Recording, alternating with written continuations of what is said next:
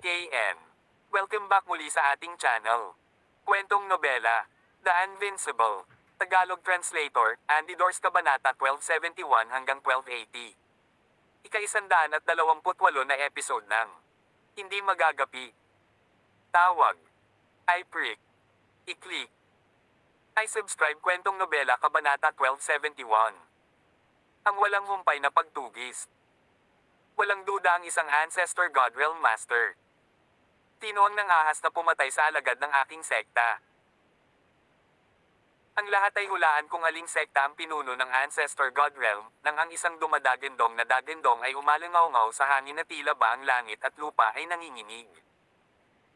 Parehong humigpit ang mukha ni Juan Solan at ng maliit na baka.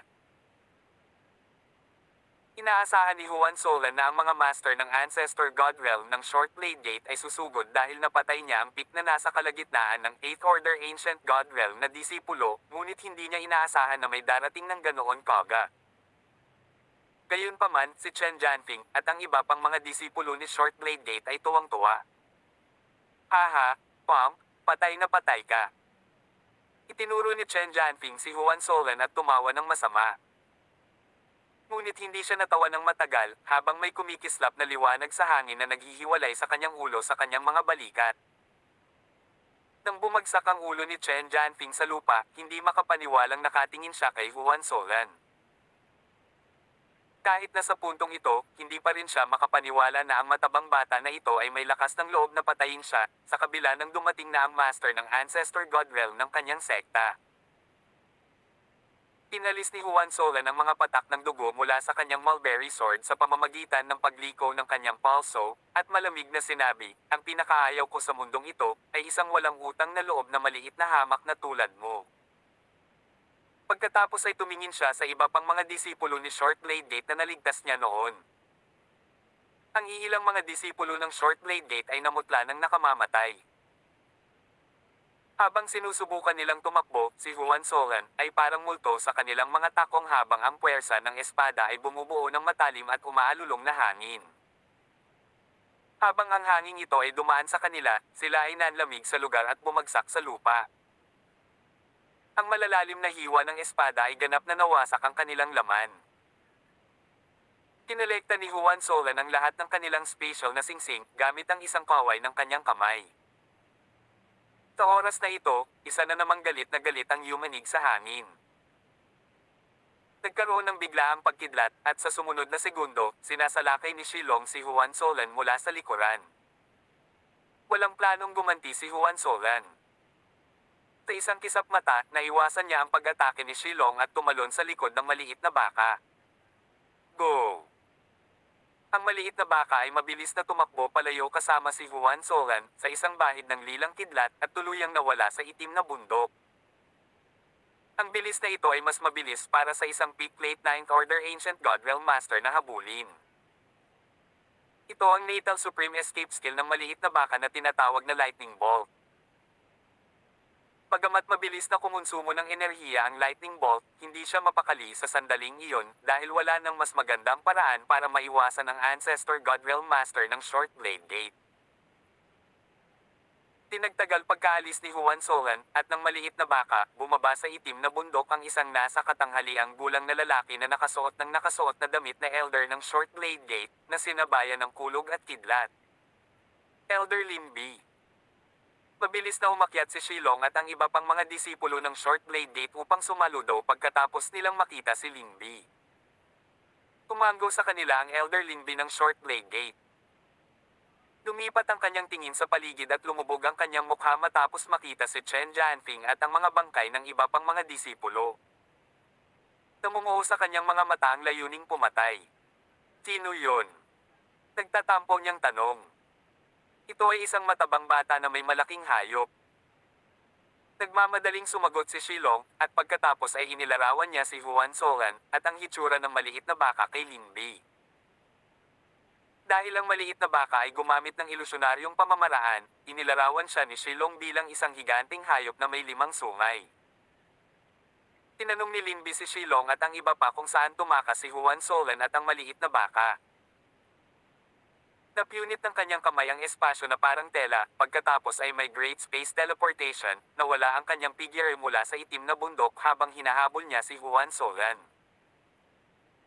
Samantalang, si Juan Solan, at ang maliit na baka ay tumakas ng mas malalim sa bundok ng Devil Prison, sa halip na lumabas. Bagaman, ang corrosive Devil Chi ay magiging mas malalim sa Devil Prison Mountain, ang elementong ito ay kapaki-pakinabang sa kanilang pagtakas. Ang maliit na baka ay naging isang bahid ng lilang kidlat, kasama si Juan Solan sa kanyang likod, at pinutol ang mga layer ng kinakaing unti-unti na Diablo Chi habang sila ay tumakas ng mas malalim sa Devil Prison Mountain. Kasabay nito, lumiwanag mula sa katawan ni Juan Solan ang Oriet na liwanag ng purification power, habang itinutulak niya ang kanyang di mabilang na Buddha Godhead sa kanyang limitasyon, at dinadalisay ang kinakaing chi ng Diablo sa kanilang landas upang mabawasan ang pasanin ng maliit na baka. Sa oras na ito, lumubog ang mukha ni Juan Solan. Naramdaman niya na ang master ng Ancestor God Realm ng Short Blade Gate ay napunit sa kalawakan at papalapit sa kanila. Ayon sa kanyang mga kalkulasyon, hahabulin sila ng Ancestor God Realm Master na ito nang wala pang 2 minuto. Kaloob-loob na pinuri ni Juan Solan ang bilis ng lightning bolt ng maliit na baka, gayunpaman, ang bilis ng master ng Ancestor God Realm ay lumampas pa rin sa kanyang tansya. Naramdaman din ng maliit na baka ang Ancestor God Realm ng Short Blade Gate na si Elder Limbi. Ang mga sapin ng lilang apoy ng kidlat ay biglang damaloy mula sa kanyang katawan. Nang lumitaw ang lilang apoy ng kidlat na ito, ang maliit na baka ay bumilis na parang naturukan lamang ng mga stimulant. Mula sa malayo, mukha siyang kumikinang na lilang apoy sa bundok ng Devil Prison. Si Linbi, na humahabol sa kanila ay lubos na nabigla. Ayon kay Shilong, ang matabang bata at ang kanyang bundok ay medyo mas malakas kaysa sa kanya. Kaya, batay sa kanyang sariling lakas, dapat ay naabutan sila ni Linbi sa ilang paghinga ng oras. Ngunit ngayon, sa kabaligtaran, higit sa 3 o 4 na paghinga ang lumipas. Gayunpaman, lalo lamang nitong naging determinado siyang patayin si Juan Solan at ang munting baka. Kung ang isang napakalaking henyo ay hahayaang lumaki at magtagumpay sa Ancestor God Realm, tiyak na magiging banta ito sa Short Blade Gate. Kumakbo, ngunit sa palagay mo ay makakatakas ka mula sa isang Ancestor God Realm. Gumamit si Linbi ng hindi magandang sound technique, sinusubukang linlangan ang isip ni Juan Solan habang hinahabol niya mula sa likuran. Kung magpapasakop kayong dalawa sa aking Short Blade Gate, may iligtas ko ang inyong mga buhay. Ang boses ni Linbi ay malinaw na dumaan sa Huang Xiaolong at sa tainga ng maliit na baka. Dayanig ang isipan ni Juan Solan na halos mawalan siya ng sariling kalooban, ngunit ang Moonjade Heavenly Spiral Shell ay naglabas ng kulay pilak na liwanag ng buwan. Kaagad, bumalik siya sa kanyang katinoan. Gayunpaman, may isang pelikula ng malamig na pawis sa kanyang noo. Masyadong delikado iyon. Hindi bumagal ang takbo ng maliit na baka, at nagzigzagging siya sa mas malalim na rehiyon ng Devil Prison Mountain. Malinaw, hindi siya naapektuhan ng boses ni Linbi. Bata, ang guro na ito ay nakakain ng mas maraming kanin kaysa sa nakin mong umutot. Walang kwenta ang pakulo mo sa akin. Gumamit din ang maliit na baka ng sound technique bilang paghihiganti, maghintay hanggang makalusot ako sa Ancestor God Realm, bubugbugin kita hanggang sa mamatay. Kumain ka pa ng kanin kaysa sa umutot. Malakas na tawa ni Juan Solan. Ngunit si Linbi ay nagngangalit ang kanyang mga ngipin. 2 makapal na Ancient God Realm Ant ang mayroon pa ring mood na magbiro habang hinahabol niya, hindi banggitin, nagkaroon pa sila ng lakas ng loob na kulitin siya. Asterisk man sila. Ang mga ilaw ng espada ay sumabog mula sa katawan ni Linbi at ang kanyang bilis ay bumilis. Siya ngayon ay desperadong nagsasagawa ng magkakasunod na Great Space Teleportation ng mas mabilis hanggat kaya niya. Kawakas, makalipas ang mga 2 minuto, nakita niya si Juan Solan at ang mga figure ng maliit na baka. Mamatay ka na. Isang walang awa na liwanag ang kumikinang sa mga mata ni Linbi habang ang mahabang espada sa kanyang kamay ay lumalas. Isang malakas na liwanag ng espada ang pumutol sa mga layer ng corrosive Devil Chi, patungo sa likod ni Juan Solan. Ang pag-atake ng espada na ito ay madaling hatiin ng isang P-Plate 10th Order Ancient Godrealm Master. Ang pakiramdam ng kamatayan ay humawak sa puso ni Juan Solan. Namutla ang kanyang mukha, ngunit labis ang nakataya dito. Habang umiindayog ang kanyang katawan, nag-transform siya sa isang primordial na banal na dragon. Isang matunog na dagindong ng dragon ang umalingaw sa itaas ng Devil Prison Mountain habang ang dragon ay maaaring kumalat. Ang kanyang tatlong Supreme Godheads ay umiikot sa kanilang mga limitasyon habang ang kanyang Dragon Claw ay tumama sa kanyang likuran. Halos sabay-sabay, ang kanyang Primordial Divine Dragon's Body ay umiwas sa atake ng espada. Zing! Zing! Zing!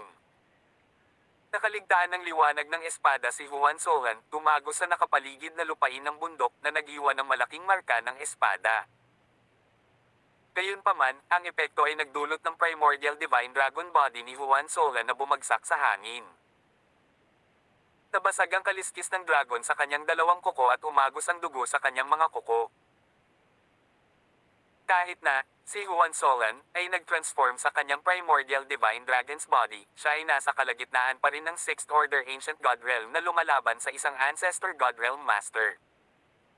Ang puwang sa lakas ay napakalaki upang madaig.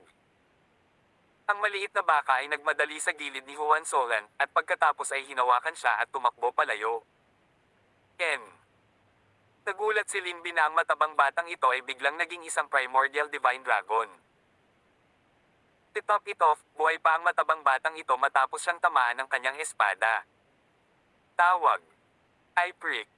I-click. I-subscribe kwentong nobela. Hindi magagapi. Tagalog Translator, Andy Dors, Kabanata 1272. Namamatay ba ako? Yung matabang bata ba ay disipulo ng Ancient Dragon Clan? Pero, isang asul na dragon. Ang anyo ni Juan Solan ng primordial na banal na asul na dragon ay namangha kay Linby. Paano kung ikaw ang inapo ng Ancestral Dragon? Ngayon, tiyak na mamamatay ka. Ngayon, mas determinado si Linby na patayin si Juan Solan at ang maliit na baka, anuman ang lahat. Siya ay naging isang streak ng sword light at fumable muli. Hindi nagtagal ay nalapitan niya si Juan Solan at ang maliit na baka. Ang espada ng paghuhukom. Itinaas ni Linby ang kanyang kamay, at ang mahabang espada ay mabilis na umikot at nakatulak palabas. Dalawang nakakatakot na cross-sword na ilaw ang nabuo sa himpapawid na sumipol diretso kay Juan Solan, at sa maliit na baka. Habang ang mga cross-sword na ilaw ay naglalakbay sa unahan, lahat ng kinakaing unti-unti na Diablo Chi sa landas nito ay natangay. Ang mga taluktok ng bundok sa loob ng hanay ng mga cross-sword na ilaw ay naputol. Ang mga bato at buhangin ay dumausdas pababa na nag-iiwan ng mga marka ng cross-sword sa kanilang mga ibabaw. Nang makita ang isa pang pag-atake ng espada sa kanya, umungal si Juan Solan, ang kanyang tatlong kataas-taasang Diyos ay umikot sa kanilang mga limitasyon sa isang pagsabog ng puwersa ng Diyos habang ang kanyang Dragon Claw ay bumagsak. Sa isang iglap, 10,000 beses na ang kanyang mga palad. Pinasag ng bawat hampas ng palad ang paligid. Kasabay nito, ang maliit na baka ay tumingin sa kanyang balikat upang ilabas ang isang matunog na mo. Lumawak ang sinaunang karakter ng kidlat sa gitna ng kanyang noo habang lumipad ito upang salakayin si Linby. Saan man dumaan ang sinaunang karakter ng kidlat, kumikidlat na parang ang lahat ng puwersa ng kidlat ng langit at lupa ay natipon sa sinaunang karakter ng kidlat na iyon. Nagulat si Linby, hindi niya akalain na ang isang maliit na Ancient God Realm Beast tulad ng maliit na baka ay maglalakas loob na salakayin siya. Atakihin siya. Pumuso si Linby nang may pang-aalipusta. Bagamat nakakabahala ang puwersa ng kidlat ng sinaunang karakter ng kidlat, hindi ito nabigla kay Linby. Ang kanyang laslas gamit ang kanyang mahabang espada, at nagpadala ng isang bahid ng liwanag ng espada.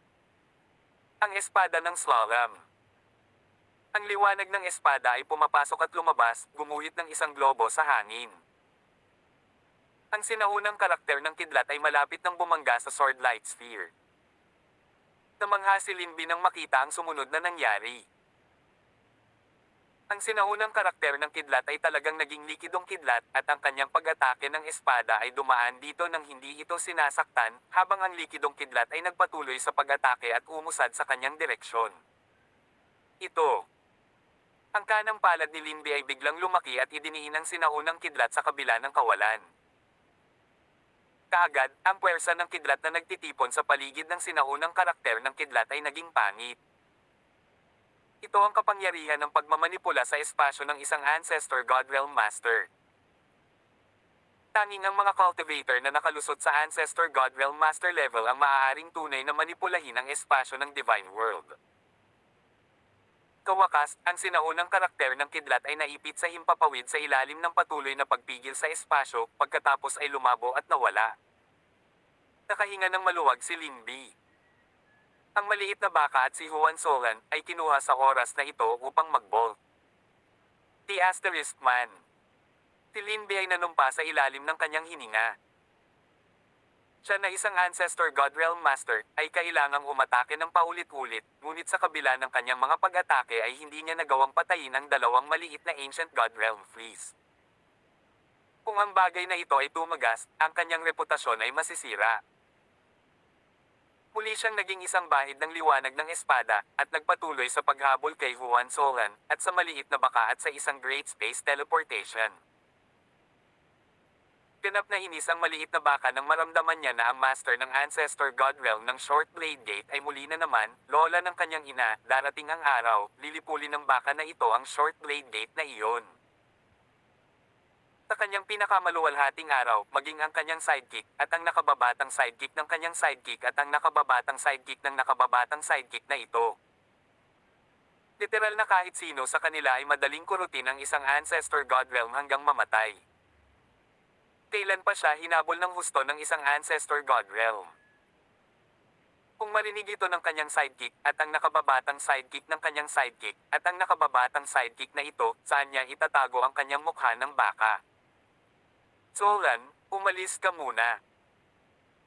Tumingin ang maliit na baka kay Juan Solan, at idinagdag, kung magpapatuloy ito, walang sino man sa atin ang makakaalis ng ligtas.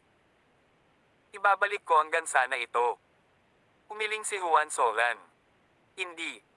Matigas at matigas ang tono niya. Kung mananatili ang maliit na baka, tiyak na mamamatay siya. May manipis na pag-asa kung silang dalawa ay magkasama, kahit na ang manipis na pag-asa ay napakalabo at hindi tiyak. Sa oras na ito, si Juan Solan ay nakaramdam ng matinding panghihinayang sa kanyang puso. Dapat ay itinigil na niya ang pagkolekta ng Eidolon Crystalline Rocks nang lumitaw ang Short Blade Gate at ang mga disipulo ng Golden Phoenix Pavilion, ngunit masyado siyang sakam. Sige, sisipain nating dalawa itong gansa. Biglang tumawa ng malakas ang maliit na baka. Tumawa din si Juan Solan. Magpapasalamat sila sa langit kung makakaligtas sila sa pagsubok na ito, ngunit ang maliit na baka na ito ay gustong patayin ang gansa. At muli, ang maliit na baka ay nananatiling tapat sa kanyang kalikasan, kahit na sa panahong tulad nito. Ganun pa rin ang dominante niyang salita. Ang nakasisilaw na lilang kidlat ay sumabog mula sa katawan ng maliit na baka, at ang mga globo ng kidlat ay nagtipon sa itaas ng kanyang ulo. Si Juan Solan ay namangha dahil hindi niya inaasahan na ang maliit na baka ay talagang lalaban hanggang mamatay sa kabilang panig. Ang pagnanais ni Juan Solan para sa labanan ay tumaas pagkatapos makita ang determinasyon ng maliit na baka na lumaban. Ang kanyang tatlong kataas-taasang Diyos ay umikot sa kanilang pinakamabilis na bilis at ang bawat isa sa kanila ay nagsimulang magpalabas ng nagniningning na liwanag. Kasabay nito, sinimulan din niyang i-circulate ang apat na Divine Fire at ang Moonjade Heavenly Spiral Shell. Ang kaguluhang espiritual na enerhiya ay sumugod mula sa kawalan tulad ng isang talon na sinamahan ng malambot na enerhiya ng kakanyahan ng buwan. Ang puso ni Linby ay napuno ng panunuya nang maramdaman niya na si Juan Solan at ang maliit na baka ay tumigil sa pagtakbo at talagang naghahanda ng makipaglaban sa kanya. Ngunit bahagyang sumikip ang kanyang mukha nang makita niya ang maraming kidlat sa itaas ng maliit na baka, at ang lumiligid na kaguluhang espiritual na enerhiya pati na rin ang Moon Essence Energy sa itaas ng ulo ni Juan Solan. Ito ay ulalas niya sa pagkamangha. Ang purple lightning sphere sa itaas ng ulo ng maliit na baka, at ang kulay abong chaos na espiritual na enerhiya na kumikinang sa mga gintong batik, ay talagang nagbigay sa kanya ng pakiramdam ng panganib. Dalawang ancient god realms ang talagang nagbigay sa kanya ng pakiramdam ng panganib. Kahit mahirap paniwalaan si Linby, unti-unting naging solemna ang kanyang ekspresyon. Umikot ang godhead ni Linby na nagpadala ng god force sa kanyang katawan. Ang mahabang espada sa kanyang kamay ay umuugong, at sa sumunod na segundo, ang kanyang mahabang espada ay tumama kay Juan Solan, at sa maliit na baka. Ang slash na ito ay walang magarbong galaw, ngunit purong kapangyarihan lamang ang ipinadala patungo kay Juan Solan, at sa maliit na baka. Sa puntong ito, ang lilang mga globo ng kidlat sa itaas ng maliit na baka ay sumasakop ng ilang libong li radius. Sa isang uwag, ang lilang mga globo ng kidlat ng maliit na baka ay sumugod patungo sa pag-atake ng espada ni Linby. Kasabay nito, ang mga kuko ng dragon ni Juan Solan na pinalakas ng Chaos Spiritual Energy at Moon Essence Energy ay umabot upang hawakan si Linby sa kanilang mahigpit na pagkakahawak. Rumble. Ikaw sa kanilang mga pag-atake ay nagbanggaan, na ginawang ang lupa sa ibaba ng mga ito ay lumindol at ang espasyo sa kanilang paligid ay noindang. Masyadong malaki ang impact na ito, at dahil dito nagsimulang lumitaw ang mga bitek sa espasyo sa paligid nilang tatlo, na nagiging dahilan ng pag-twist ng mga ito. Ang lahat ng kinakaingchi ay natangay din dahil sa epektong ito. Ang mga mahiwagang puno na lumaki sa loob ng 10,000 taon ay nadurog sa alikabok ng aftershock. Ang mga bundok ay itinaas sa hangin, at pagkatapos ay bumagsak sa lupa. Ang mga bato, malalaking bato, at alikabok ay lumipad kung saan-saan sa hangin. Biglang nanginig si Juan Solan, at ang mga katawan ng maliit na baka habang sila ay napaatras, at ang dugo ay tumalsik mula sa kanilang mga bibig. Nagsimulang humina ang kamalayan ni Juan Solan, tila palayo na ang mundo sa kanya. Namamatay na ba ako? Ito ang huling naisip ni Juan Solan nang bumagsak siya sa dagat na may kasamang tilamsik. Ang nagyayelong tubig na sumisipsip sa kanya. Napaatras din si Linby ng ilang hakbang mula sa pagkakitama, habang ang damit ng elder ng short blade gate niya ay napunit sa ilang lugar at ang kanyang buhok ay nagulo. Nagalit si Linby nang makita ang malungkot na kalagayan niya. Ginawa siyang miserable ng dalawang sinaunang Diyos realm. Mamatay. Tumingin siya sa direksyon kung saan nahulog si Juan Solan, at ang maliit na baka sa dagat na pulang dugo sa ibaba. Lumakad pasulong si Linby at nakarating sa lugar sa itaas ng dugong pulang dagat kung saan nahulog ang dalawa, ngunit nang subukan niyang hanapin sila gamit ang kanyang banal na sentido, napagtanto niya na ang kanilang mga aura ay ganap na nawala. Bakit? Tumanggi si Linby na tanggapin ang resultang ito. Biglang nagningning ang kanyang mga mata nang lumabas ang dalawang sinag ng espada mula sa kanyang mga mata at tumago sa tubig ng dagat na pulang dugo sa ibaba. Sa kasamaang palad, hindi pa rin niya matuklasan ang anumang palatandaan ng Juan Solan o ng maliit na baka. Kawakas, si Linby ay pumasok sa pulang dagat na may dugo sa isang kisap mata dahil hindi niya matanggap ang resulta. Sa tubig, nilinggan ni Linby ang paligid. Kahit saan niya makita ay puro dugo ang kulay na tubig maliban doon ay wala na. Wala kahit isang tanda ng dalawang sinaunang Diyos na kaharian na nahulog sa tubig. Nagpatuloy siya sa pagbaba patungo sa ilalim ng dagat nang bigla siyang naramdaman ng panganib. Tawag. I-prick. I-click. I-subscribe kwentong nobela. Hindi magagapi. Tagalog Translator, Andy Dors, Kabanata 1273. Walang bisa Devil Beast. Ano ang pakiramdam na ito? Sumagi sa kanyang isipan ang eksena sa nakaraan, noong siya ay hinahabol ng isang sinaunang mahika. Tama, ang pakiramdam ng pagiging biktima ng isang sinaunang mahiwagang hayop. Bumaba ang goosebump sa leeg ni Linby. Ang kanyang espada ay naglaslas sa isang daan patungo sa ibabaw ng tubig at siya ay tumakas mula sa ilalim ng dagat.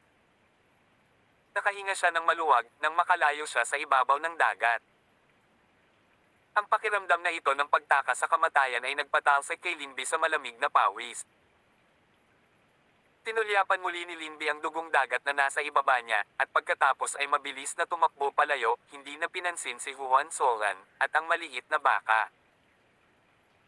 Sa kanyang palagay, kapwa si Juan Solan, at ang maliit na baka ay nasugatan ng husto sa pamamagitan ng kanyang espada chi, at kahit na mabuhay sila, sila ay masasayang. Hindi nagtagal pagkaalis ni Linby, unti-unting namulat si Juan Solan at ang maliit na baka sa loob ng isang lugar sa ilalim ng dagat. Dahan-dahang iminulat ni Juan Solan ang kanyang mga mata. Nakaramdam siya ng matinding panghihina sa kanyang buong katawan na matagal na niyang hindi naramdaman, at kahit ang pagangat ng daliri ay nakakapagod. Pumalik siya sa kanyang anyo ng tao at bahagyang naalarma dahil walang reaksyon mula sa apat na banal na apoy. Sa kabutihang palad, ang Purple Grand Mist Aura Dragon at ang Moonjade Heavenly Spiral Shell ay mahinang kumikinang kahit na mas malabo kaysa karaniwan. Ang kanyang tatlong kataas-taasang Diyos ay halos hindi umiikot, ngunit halos nawala ang kanilang ningning. Hindi naramdaman ni Juan Solan ang kalagayan ng maliit na baka, habang siya ay natigil sa pagkakahiga sa lupa sandali. Pero parang halos pareho lang ang sitwasyon nila. Sila ay may malay at buhay. Humigit kumulang isang oras ang lumipas, nang sa wakas ay makapagbigay ng lakas si Juan Solan habang nagpupumilit siyang umupo, dahil ang kanyang True Dragon Physicus Instant Recovery na kakayahan ay gumaling sa kanyang mga sugat. Sa pagtitiis ng matinding pananakit sa buong katawan, pinaikot ni Juan Solan ang kanyang munting God Force ayon sa Grand Mist Parasitic Medium. Kaagad, ang mayamang espiritual na enerhiya ay sumugod sa kanya mula sa paligid, na nagsimulang magpakain at gumaling sa kanya. Lumipas ang 3 araw, habang pinanatili ni Juan Solan ang posture na ito. Humigit kumulang 60% ng kanyang mga pinsala ay gumaling sa loob ng 3 araw na ito, at sa bilis na ito, siya ay ganap na gagaling sa isa pang 7 araw. Huminto si Juan Solan sa pagpapatakbo ng Grand Mist Parasitic Medium. Umangon siya at tumingin sa maliit na baka. Pinalot ng lilang kidlat ang maliit na baka, na malinaw na nangangahulugan na siya ay nagpapagaling pa. Bagamat ang mga sugat ng maliit na baka ay gumaling sa napakabilis na bilis, mas mabagal ito kumpara sa instant recovery ni Juan Solan. Naikuyom ni Juan Solan ang kanyang mga kamao habang humihinga ng mabahong chi. Ang mga pinsala sa pagkakataong ito ay ang pinakamalubhang naranasan niya mula nang umakyat siya sa Divine World. Kung ito ay ilang average na 10th Order Ancient God Realm Cultivator, malamang na namatay sila ng 10 beses o higit pa, kung sila ay nahabol sa parehong lawak ng siya at ang maliit. Nagtagal si Juan Solan sa pagsisiyasat sa kanilang lokasyon. Natagpuan niya ang kanyang sarili sa loob ng isang malaking bulwagan, at ang 4 na pader sa paligid niya ay sumasalamin sa mga alon ng tubig. Ito ay gawa sa mga materyales na hindi niya mapangalanan. Gayunpaman, ipinaalala sa kanya ng malaking bulwagan ang dragon pala sa ilalim ng dagat. Ang banal na diwa ni Juan Solan ay lumaganap sa labas, ngunit sa kanyang pagkamangha, sinalubong siya ng isang pagtutol na pumipigil sa kanyang banal na diwa sa loob ng malaking bulwagan. Taglit na nagalinlangan si Juan Solan, ngunit pagkatapos ay humakbang siya ng mas malalim sa loob ng malaking bulwagan. Sa kabilang dulo nito, narating niya ang 2 lagusan. Ang puno ng sigla ay lumabas mula sa tunnel sa kaliwang bahagi, samantalang ang napakalaking Death Chi at Devil Chi ay sumugod mula sa tunnel sa kanyang kanan. Umunat ang noo niya nang maramdaman niya ang sigla pati na rin ang Death Chi mula sa 2 magkahiwalay na tunnel na ito. Pagkatapos ng ilang pag-iisip, nagpasya siyang dumaan sa tunnel sa kanan kung saan umaagos palabas ang Death Chi at Devil Chi. Napakadilim ng lagusan na sa sandaling pumasok si Juan Solan sa loob nito, hindi na niya makita ang sarili niyang mga daliri. Kahit na binuksan ni Juan Solan ang kanyang Eye of Hell, halos 10 metro na ang kanyang nakikita sa kanyang harapan. Nagsimula siyang maglakad ng maingat sa loob ng lagusan na ito. Ang lagusan ay mas mahaba kaysa sa inaasahan ni Juan Solan. Halos 2 oras siyang naglakad bago niya makita ang labasan. Napapikit si Juan Solan habang papalabas siya sa lagusan, habang tumitama sa kanyang mga mata ang mga nakasisiglang ilaw. Ilang sandali pa, sa wakas ay nakita na niya ang nasa dulo ng lagusan nang imulat niya ang kanyang mga mata. Sa harap niya ay isang napakalaking parisukat.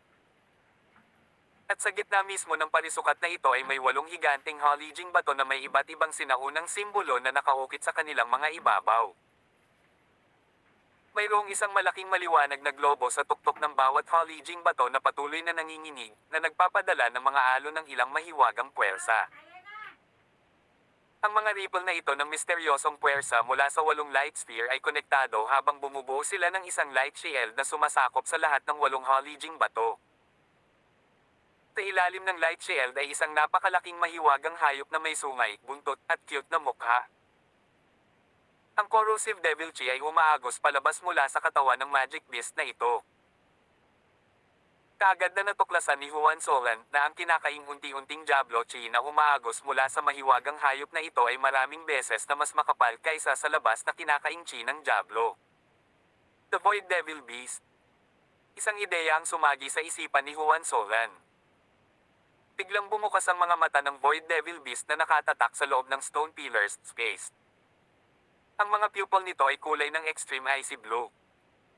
Nang imulat ng Void Devil Beast ang mga mata nito, ang buong Devil Chi ng Devil Prison Mountain ay kumulo saglit.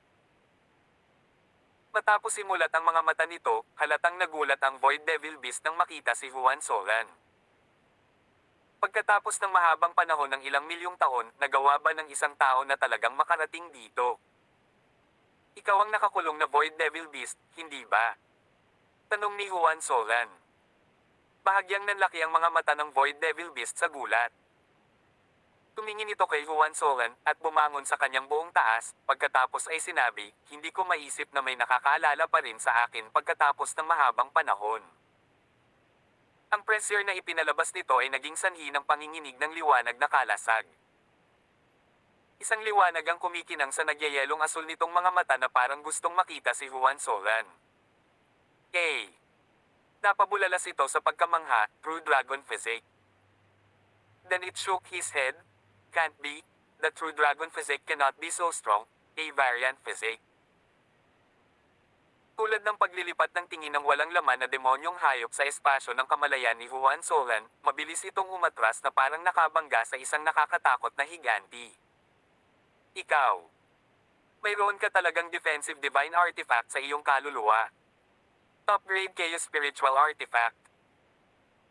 Kahit na nakikita ng Void Devil Beast na si Juan Solan ay mayroong Soul Defensive Divine Artifact, hindi nito alam ang tungkol sa Moonjade Heavenly Spiral Shell.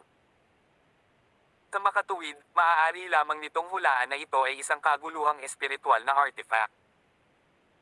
Hindi nagabalang magpaliwanag si Juan Solan sa walang laman na demonyong halimaw. Ang kanyang tingin ay ibinaling sa 8 halijing bato, habang sinimulan niyang pag-aralan ang mga sinaunang simbolo sa mga ito. Ito ang mga sinaunang simbolo ng Burning Purgatory Magical. Sa oras na ito, isang boses ang tumunog mula sa likuran ni Juan Solan. Ang maliit na baka ay dumaan sa madilim na lagusan at nakarating sa plaza. Alam mo ba ang tungkol sa nasusunog na mga simbolo ng purgatorio na ito? Ang walang laman na demonyong hayop ay nabigla habang nakatingin sa maliit na baka. Sa buong banal na mundo, kakaunti lang ang nakakakilala sa mga simbolo ng Burning Purgatory Magical, at ang maliit na baka na ito ay isa sa kanila. Si Juan Solan at ang maliit na baka ay naibalik na ang kanilang orihinal na anyo. Inilibot ng maliit na baka ang kanyang mga mata sa walang laman na demonyong hayop at sinabing, masasabi ko rin na ang Burning Purgatory Magical Formation na ito ay inayos ng matandang halimaw na si Ching. Ang walang laman na Diablo na hayop ay nanginginig sa pananabik habang nagtanong, kung gayon, alam mo ba kung paano basagin ang sinaunang Burning Purgatory Magical na ito? Formation. Panayang tingin nito sa maliit na baka. Tama. Tumango ang maliit na baka. Ikaw.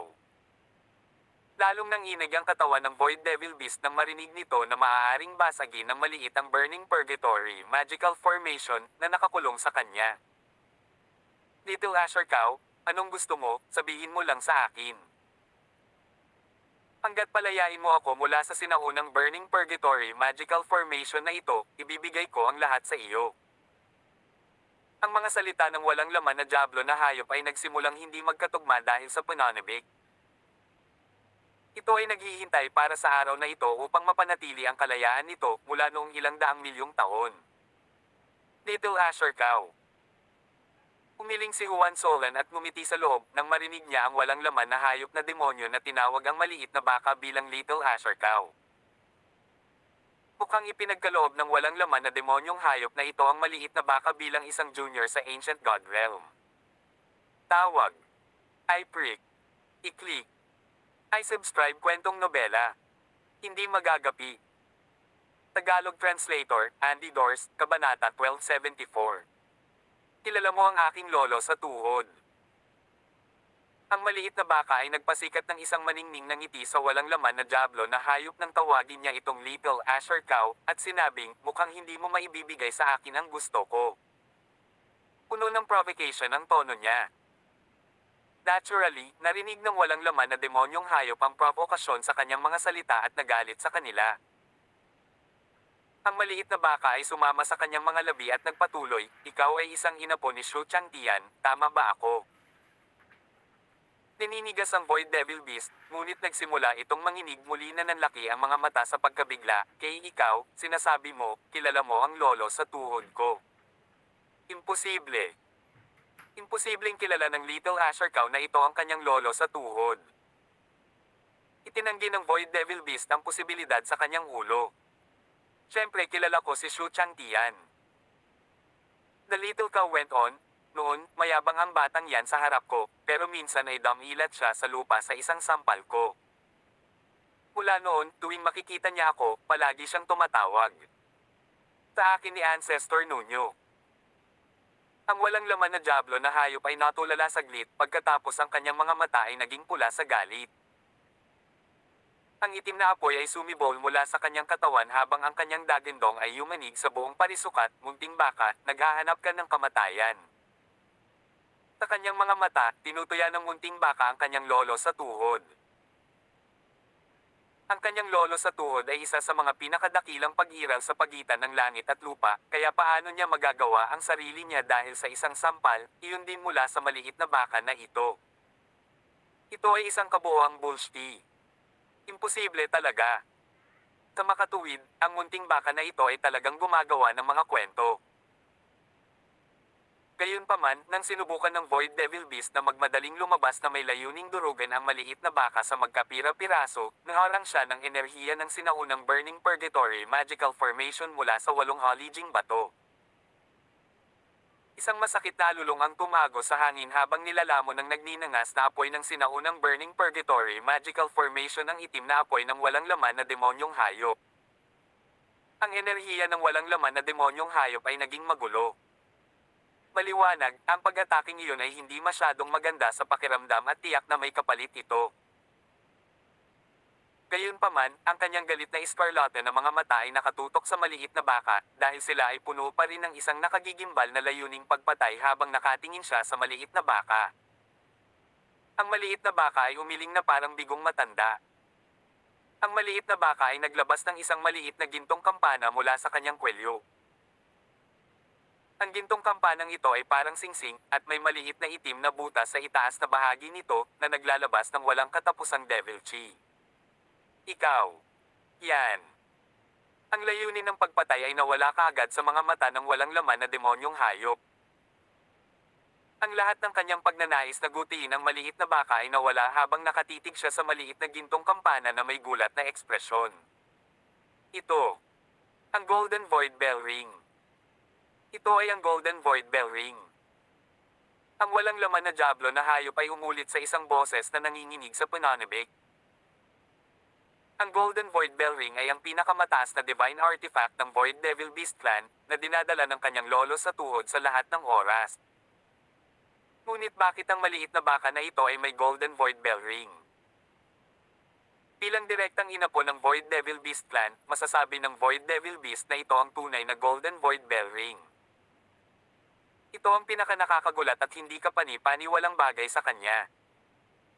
Dahil nakikilala mo ang Golden Void Bell Ring na ito, dapat mong malaman na ang pagkakita nito ay katumbas ng pagkakita mismo kay Shu Changtian. Tinadya ng maliit na baka na inalog ang Golden Void Bell Ring sa harap ng Void Devil Beast. Ang Golden Void Bell Ring ay nagpakawala ng isang melodic chime habang inalog ito ng maliit na baka.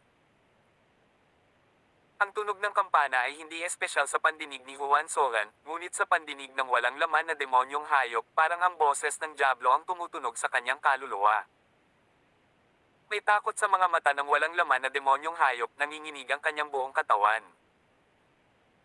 Nakayuko siya sa plaza at naging lubhang magalang sa maliit na baka, binabati ni Disciple Shu Baisheng si Senior. Shu Baisheng ang pangalan ng walang laman na demonyong hayop na ito. Ang maliit na baka ay lubos na nasisiyahan sa pangamba sa mukha ng walang laman na demonyong hayop, kaya, sinabi niya, tumayo ka. Ang Void Devil Beast na si Shu Baisheng ay tumayo ng nanginginig pagkatapos lamang ng utos ng maliit na baka, habang nakatingin ito sa kanya ng may matinding paggalang at pangamba ng sabay-sabay. Guro, dapat ko bang iligtas ang walang laman na demonyong hayop na ito ngayon? Tanong ng munting baka kay Juan Solan. Master. Ang maliit na baka ay nagsalita ng napakahusay, kaya si Shu Baisheng ngayon ay lubos na naniniwala na ang maliit na baka ay kilala ang kanyang lolo sa tuhod.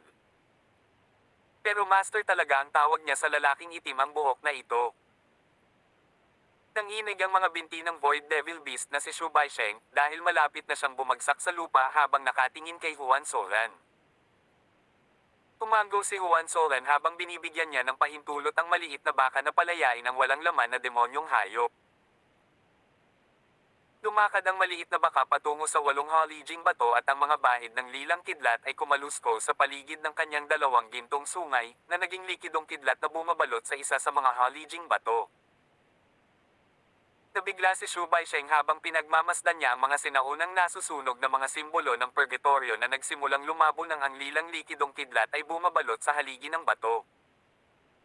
Hindi nagtagal at nawala ang lahat ng mga simbolo, na parang nabura. Ito ang unang pagkakataon para sa Void Devil Beast na si Shu Baisheng na makakita ng ganoong bagay. Tasan sinukob na ito, nagkaroon na ba ng ganitong lilang kidlat? Sa katotohanan, si Juan Solan ay parehong nabigla.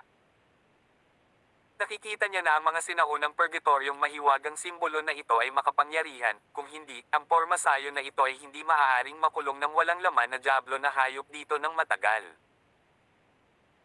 Gayunpaman, ang lilang kidlat ng maliit na baka ay madaling nabura ang mga sinaunang nasusunog na purgatoryong mahiwagang simbolo tulad ng pagpupunas ng alikabok. Tila lumakas ang lakas ng munting baka, gayon din ang kapangyarihan ng kanyang lilang kidlat kasama ang kanyang lakas.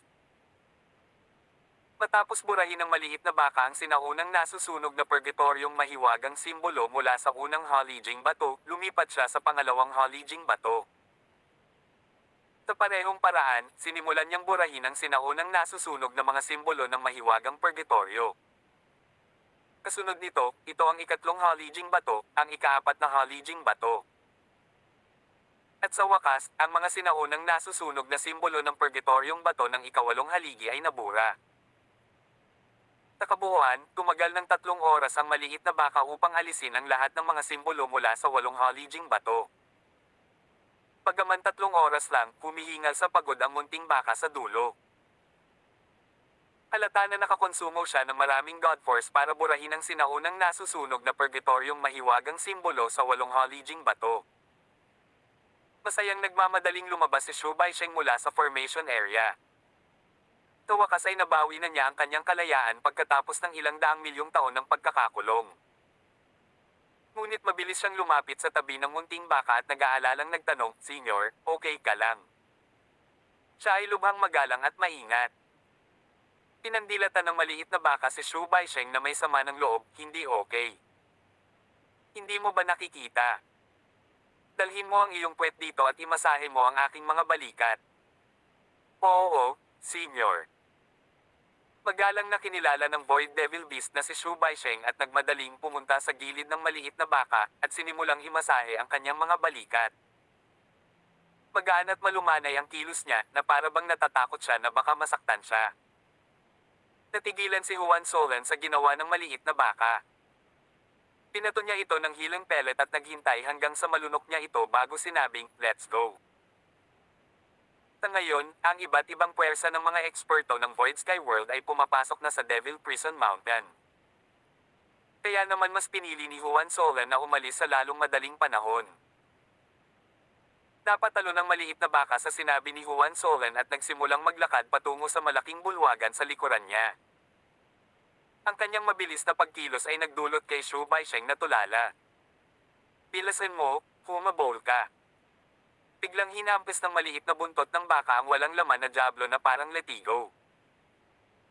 Napangiwi siya sa sakit, ngunit mabilis na sumunod ang mga paa niya sa likuran niya. Ilang sandali pa, lumabas ang tatlo sa malaking bulwagan sa ilalim ng dagat. Sa labas, naroon pa rin ang dagat na pulang dugo kung saan napakahirap matukoy ang mga direksyon. Higit pa rito, naramdaman ni Juan Solan ang ilang malalakas na nilalang sa impyerno na nakatago sa kailaliman ng dagat na pulang dugo. Ngunit, nang pinamunuan sila ng walang laman na diablo na si Shu Baisheng sa labas, maayos silang umalis sa dagat. Lumingon-lingon ang maliit na baka habang lumilipad sa ibabaw ng dagat. Siya ay nagngangalit ang kanyang mga ngipin nang mapagtanto niya na ang Elder Linbi ng Short Blade Gate ay wala na at nagmura sa ilalim ng kanyang hininga. Lola niya, darating ang araw na ibibitin ka ng baka na ito ng patiwarik ng iyong birdie at letigo. Mamatay ka. Alam ni Juan Solan na si Linbi ang pinag-uusapan ng munting baka. Mahina niyang sinampal ang ulo nito at binuhusan siya ng malamig na tubig, maghintay hanggang makalusot ka sa Ancestor God Realm bago ka magsabi ng kahit ano. Pagkatapos ay lumipad ang tatlo mula sa bundok ng Devil Prison. Paglabas mula sa Devil Prison Mountain, si Juan Solan ay hindi kaagad umalis sa Void Sky City, ngunit bumili ng isang sequestered na tirahan sa halip. Nagplano siyang manatili doon ng ilang araw para pinuhin ang 7-colored metal fin fruits. Ang 7-colored metal fin fruit, ikawalo sa top 10 wonder fruit ng universe. Kaya naman, si Juan Solan ay nananabik na makita kung gaano kalaki ang kanyang lakas pagkatapos na pinuhin ang 7-colored metal fin fruits. Tawag. I-prick. I-click. I-subscribe kwentong nobela. Hindi magagapi. Tagalog Translator, Andy Dors, Kabanata 1275. Yellow Springs Magic Robe. Bagaman, ang tirahan na binili ni Juan Solan sa Void Sky City ay liblib, nagkakahalaga ito ng 2 trilyong shenbi. At muli, sa oras na ito ay hindi gaanong para sa kanya ang 2 trilyon. Bukod doon, medyo malaki ang tirahan. Tanging ang mga materyales sa pagtatayo ay hindi masyadong maganda, halimbawa, ang peking bundok ng hardin ay ginawa mula sa mga karaniwang apoy na espiritong bato, at ang tubig sa lawa ay ang karaniwang malamig na espiritual na tubig. Ngunit hindi ito isang alalahanin para kay Juan Solan. Kung tutusin, pinlano niyang manatili doon sa maikling panahon lamang para pinuhin ang 7-colored metal fin fruits para mapahusay ang kanyang lakas. Si Juan Solan at ang iba pa ay nagayos ng maraming layer ng depensibo at mga pormasyong pang-atake sa paligid ng tirahan. Pumasok siya sa isang silid at kumuha ng 7 kulay na metal fin fruit. Nakakross-led si Juan Solan sa sahig habang tinitingnan ang 7-colored metal fin fruit na nagniningning na may maningning na mga ilaw. Pinaikot niya ang kanyang God Force ayon sa Grand Mist Parasitic Medium. Sa isang iglap, sumugod ang 7 kulay na ilaw mula sa 7-colored metal fin fruit. Ang enerhiya ng elemento ng metal at devil chi ang pinakakilalang enerhiya mula sa prutas. Maliban sa dalawa, may mga bakas din ng lupa, hangin, tubig, apoy, kahoy, at enerhiya ng elemento ng kidlat. Kung ang iba ay pinuhin ang 7-colored metal fin fruits na ito, nagawa nilang pinuhin ang isa lamang sa mga enerhiya sa loob nito, habang ang iba ay nasasayang, kabilang ang nangingibabaw na elemento ng metal at devil chi. Ngunit ang 3 pinakamataas na diyosa ni Juan Solan ay naglalaman ng napakaraming elemento. Sa makatuwid, maa-absorb niya ang lahat ng enerhiya sa loob ng prutas.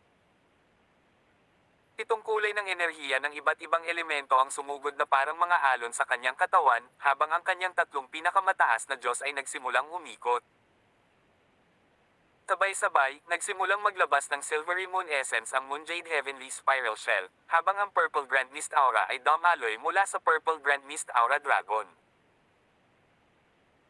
Noong una niyang makuha ang Purple Grand Mist Aura Dragon, ito ay 10,000 zang ang haba, ngunit habang patuloy niya itong pinipino sa mga nakaraang taon, 1,000 zang na lang ng Purple Grand Mist Aura Dragon ang natira.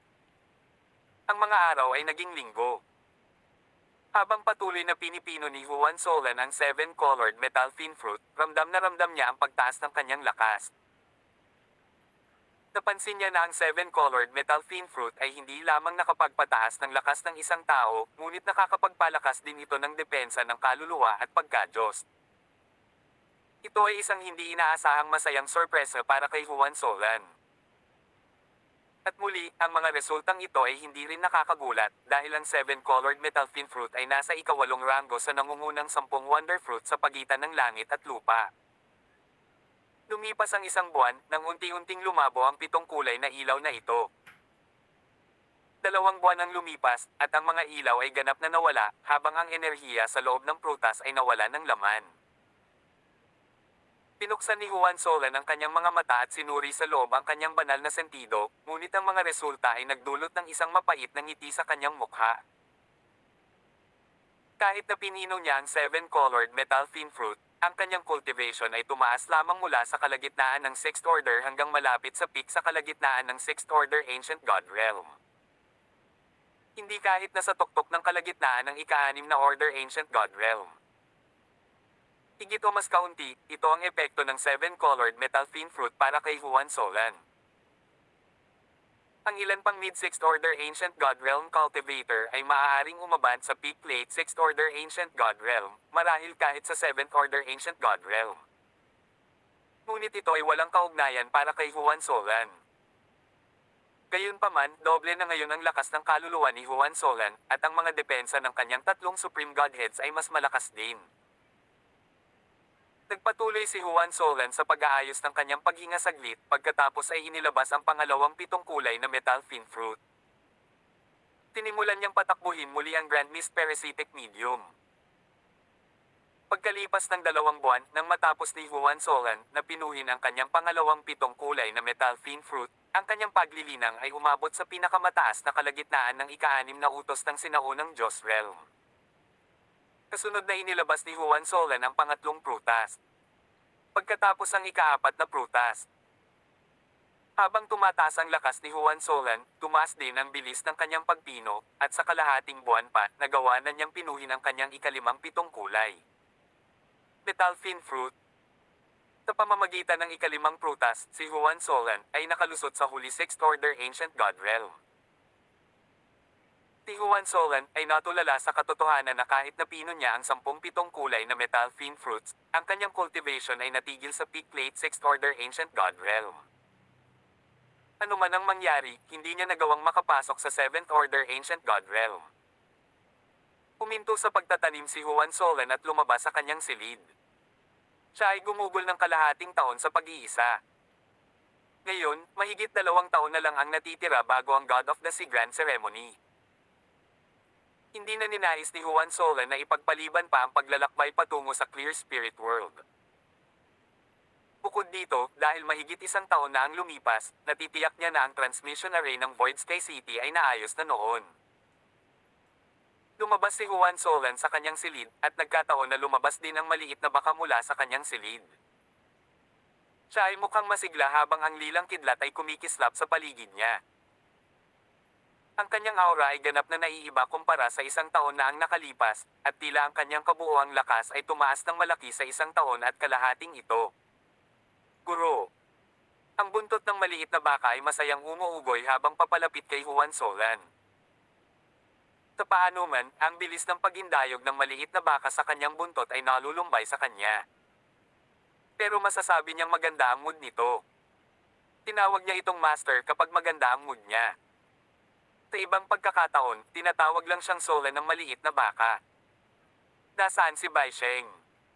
Aalis na tayo sa Void Sky City. Sabi ni Juan Solan.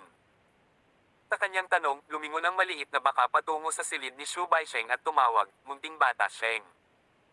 Munting bata Sheng. Walang imik si Juan Solan. Sa oras na ito, isang itim na ipoypo ang kumislap mula sa isang silid. Sa sumunod na segundo, lumitaw sa harapan nila ang walang laman na demonyong hayop.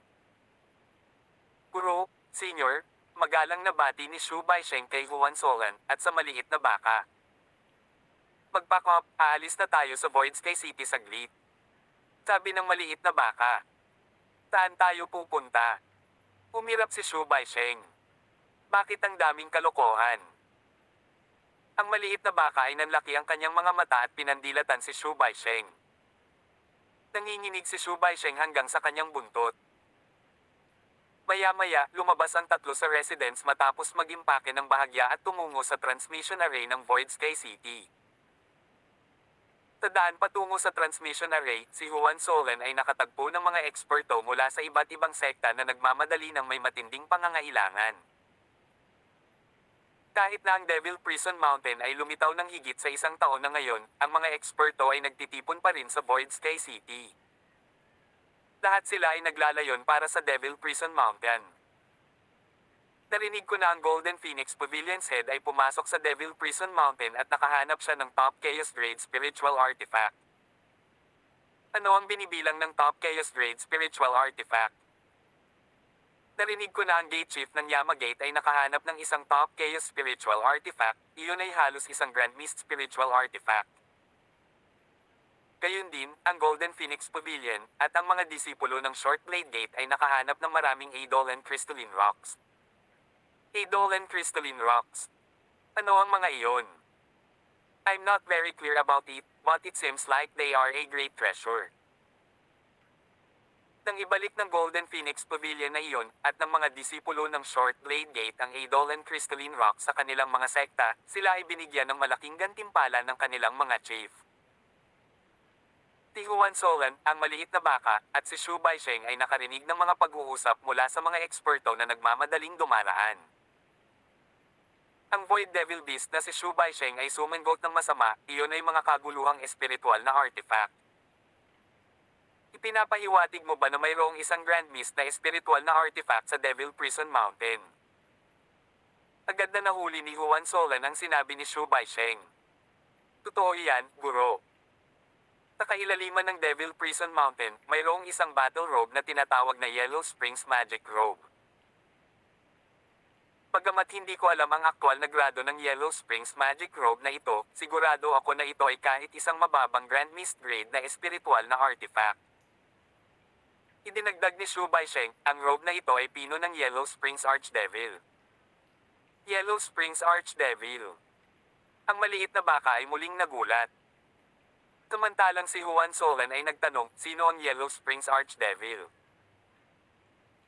Ang huling Archdevil Lord na si Niewat Ian ay mayroong 12 sakop ng Archdevil, at lahat sila ay walang katulad ng mga master ng demonyo.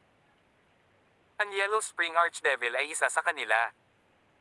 Higit pa rito, sa mga tuntunin ng lakas, ang Yellow Springs Archdevil ay tiyak na nasa nangungunang tatlo. Paliwanag ng maliit na baka. Si Huan Solan ay natigilan dahil hindi niya inaasahan na magkakaroon ng koneksyon sa pagitan ng Devil Prison Mountain at ng subordinate ng Archdevil Lord, Yellow Springs Archdevil. Sa madaling salita, itong Devil Prison Mountain ay hindi nagmula sa Divine World, tama ba? Tawag. I-prick. I-click. I-subscribe kwentong nobela. Hindi magagapi. Tagalog Translator, Andy Dors, Kabanata 1276. Ikapitong orden ng sinaunang Diyos Realm. Gayunpaman, hinampas ng maliit na baka ang kanyang buntot sa ulo ng walang laman na demonyong hayop na si Shu Baisheng, bakit hindi mo sinabi kay Master kanina na ang Yellow Springs Magic Robe ay nasa kailaliman ng Devil Prison Mountain? Hinaplos ng Void Devil Beast ang kanyang tumitibok na ulo at umungol ng mapait, ang Yellow Springs Magic Robe ay lubhang kasuklam-suklam, at batay sa kasalukuyang lakas ni Master, hindi niya ito masusupol ngayon. Bukod dito, ang Yellow Springs Magic Robe ay nasa pinakamalalim na lugar ng Devil Prison Mountain at ang kalsada ay lubhang mapanganib dahil ito ay puno ng mabibigat na paghihigpit. Kailangan mong maging isang high-level na Ancestor God Realm Master para makarating sa Yellow Springs Robe at masakop ito. Tinasabi mo ba na ikaw ay magalang sa ating guro? Ang munting baka ay umungol at humagulgol. Mahina na tumango si Shu Baisheng sa kanyang ulo. Napangiti si Juan Solan habang nakikinig sa pagtatalo nilang dalawa. Ayos lang, huwag mong sisihin si Baisheng. Ang kalaliman ng Devil Prison Mountain ay puno ng mga pagbabawal at mahigpit na porma sayon. Talagang delikado ang pagpasok doon sa loob ngayon dahil sa lakas natin ngayon. Ang Void Devil Beast na si Shu Baisheng ay tumingin ng may pasasalamat kay Juan Solan, pagkatapos ay may kumpiyansang sinabi sa kanya, "Guro, makatitiyak ka, bigyan mo ako ng 2 taon. Tiyak na mababawi ng malaki ang aking lakas sa loob ng 2 taon na ito. Pagkatapos nito, papasok ako sa kailaliman ng Devil Prison Mountain at tutulungan si Master na ilabas ang Yellow Springs Magic Robe." Ang lakas ng Void Devil Beast na si Shu Baisheng ay dumanas ng malaking pinsala matapos siyang makulong ng sinaunang Burning Purgatory Magical Formation sa loob ng ilang daang milyong taon. Bagamat mahigit 1 taon na ang lumipas mula nang iligtas siya ng munting baka, nabawi lang niya ang maliit na bahagi ng kanyang lakas, na hindi man lang umabot sa ika-10 bahagi ng kanyang orihinal na pinakamataas na lakas. Hanggat maaari niyang mabawi ang kahit kalahati ng kanyang lakas, ang Devil Prison Mountain ay magiging katulad ng kanyang likod bahay, kung saan siya ay maaaring pumunta at pumunta ayon sa gusto niya. Kalahati ng lakas niya. Namangha si Juan Solan matapos marinig ang mga salita ng walang laman na demonyong hayop na si Shu Baisheng. Sa madaling salita, ang kalahati ba ng lakas ni Shu Baisheng ay maihahambing sa isang mataas na antas na master ng Ancestor God Realm.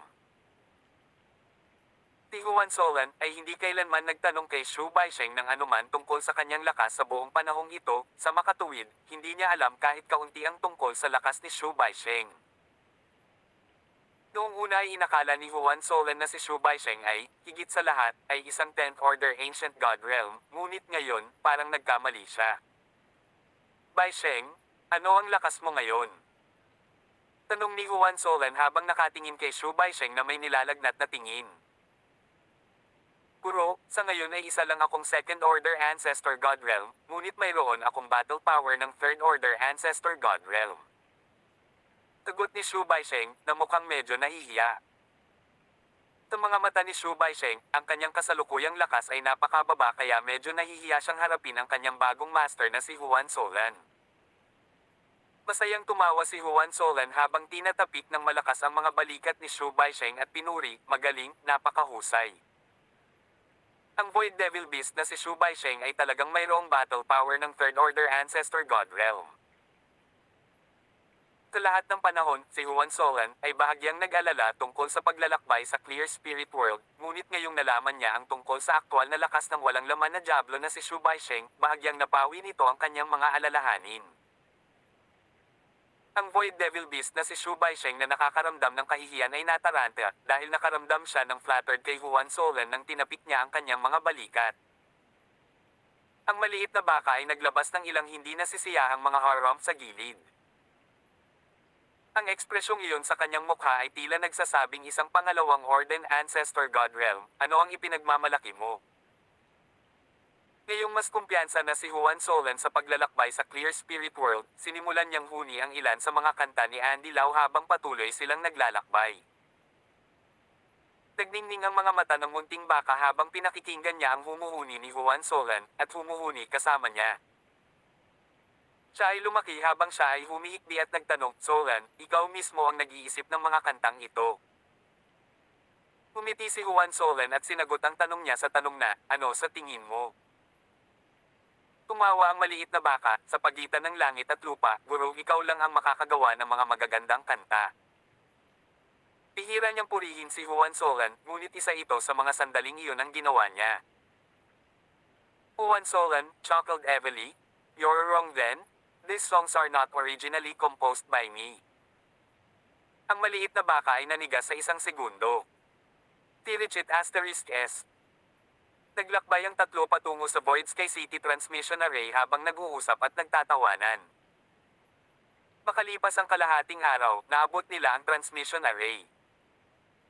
Gayunpaman, ang Transmission Array ay mahigpit na binabantayan ng mga disipulo ng Golden Phoenix Pavilion, Short Blade Gate, pati na rin ang iba pang nangungunang puwersa ng Void Sky World. Ang sino mang gustong umalis sa Transmission Array ay sumailalim sa ilang mga layer ng inspection. Nakita ni Juan Solan ang Elder Linbi ng Short Blade Gate. Ang layuning pumatay ay dumaan sa mga mata ng maliit na baka sa sandaling makita niya si Linbi. Naramdaman ang emosyon ng maliit na baka, mahinang tinapik ni Huang Xiaolong ang kanyang ulo na nagpapahiwatig sa kanya na maging maingat. Magkakaroon ng mga pagkakataon sa hinaharap at sa ngayon ay walang pangangailangan ng madali ang pagkilos. Habang ang pag-iisip ni Juan Solan at ng munting baka ay konektado sa isa't isa, pinagtagpo niya ang kanyang layunin sa pagpatay sa isang kisap mata. Matapos dumaan sa mga layer ng inspection, nagbayad si Juan Solan ng ilang dambilyong shendi para sa kanyang grupo at silang tatlo ay naglakad patungo sa transmission array. Gayunpaman, nang ang tatlo sa kanila ay malapit ng tumuntong sa transmission array, ang Elder Linbi ng Short Blade Gate ay sumigaw, "Tahan!" Naninikip ang puso ni Juan Solan sa kaba. Nakita ba ni Linbi ang kanilang mga pagbabalat kayo? Ngunit dahil sa kanyang diskarte sa pagbabalat kayo, kumpiyansa pa rin si Juan Solan na hindi siya dapat makilala ni Linbi. Sa oras na ito, nakatayo na si Linbi sa harapan nila. Habang nakaturo kay Juan Solan, iniutos niya, "Ikaw, bitawan mo ang iyong aura."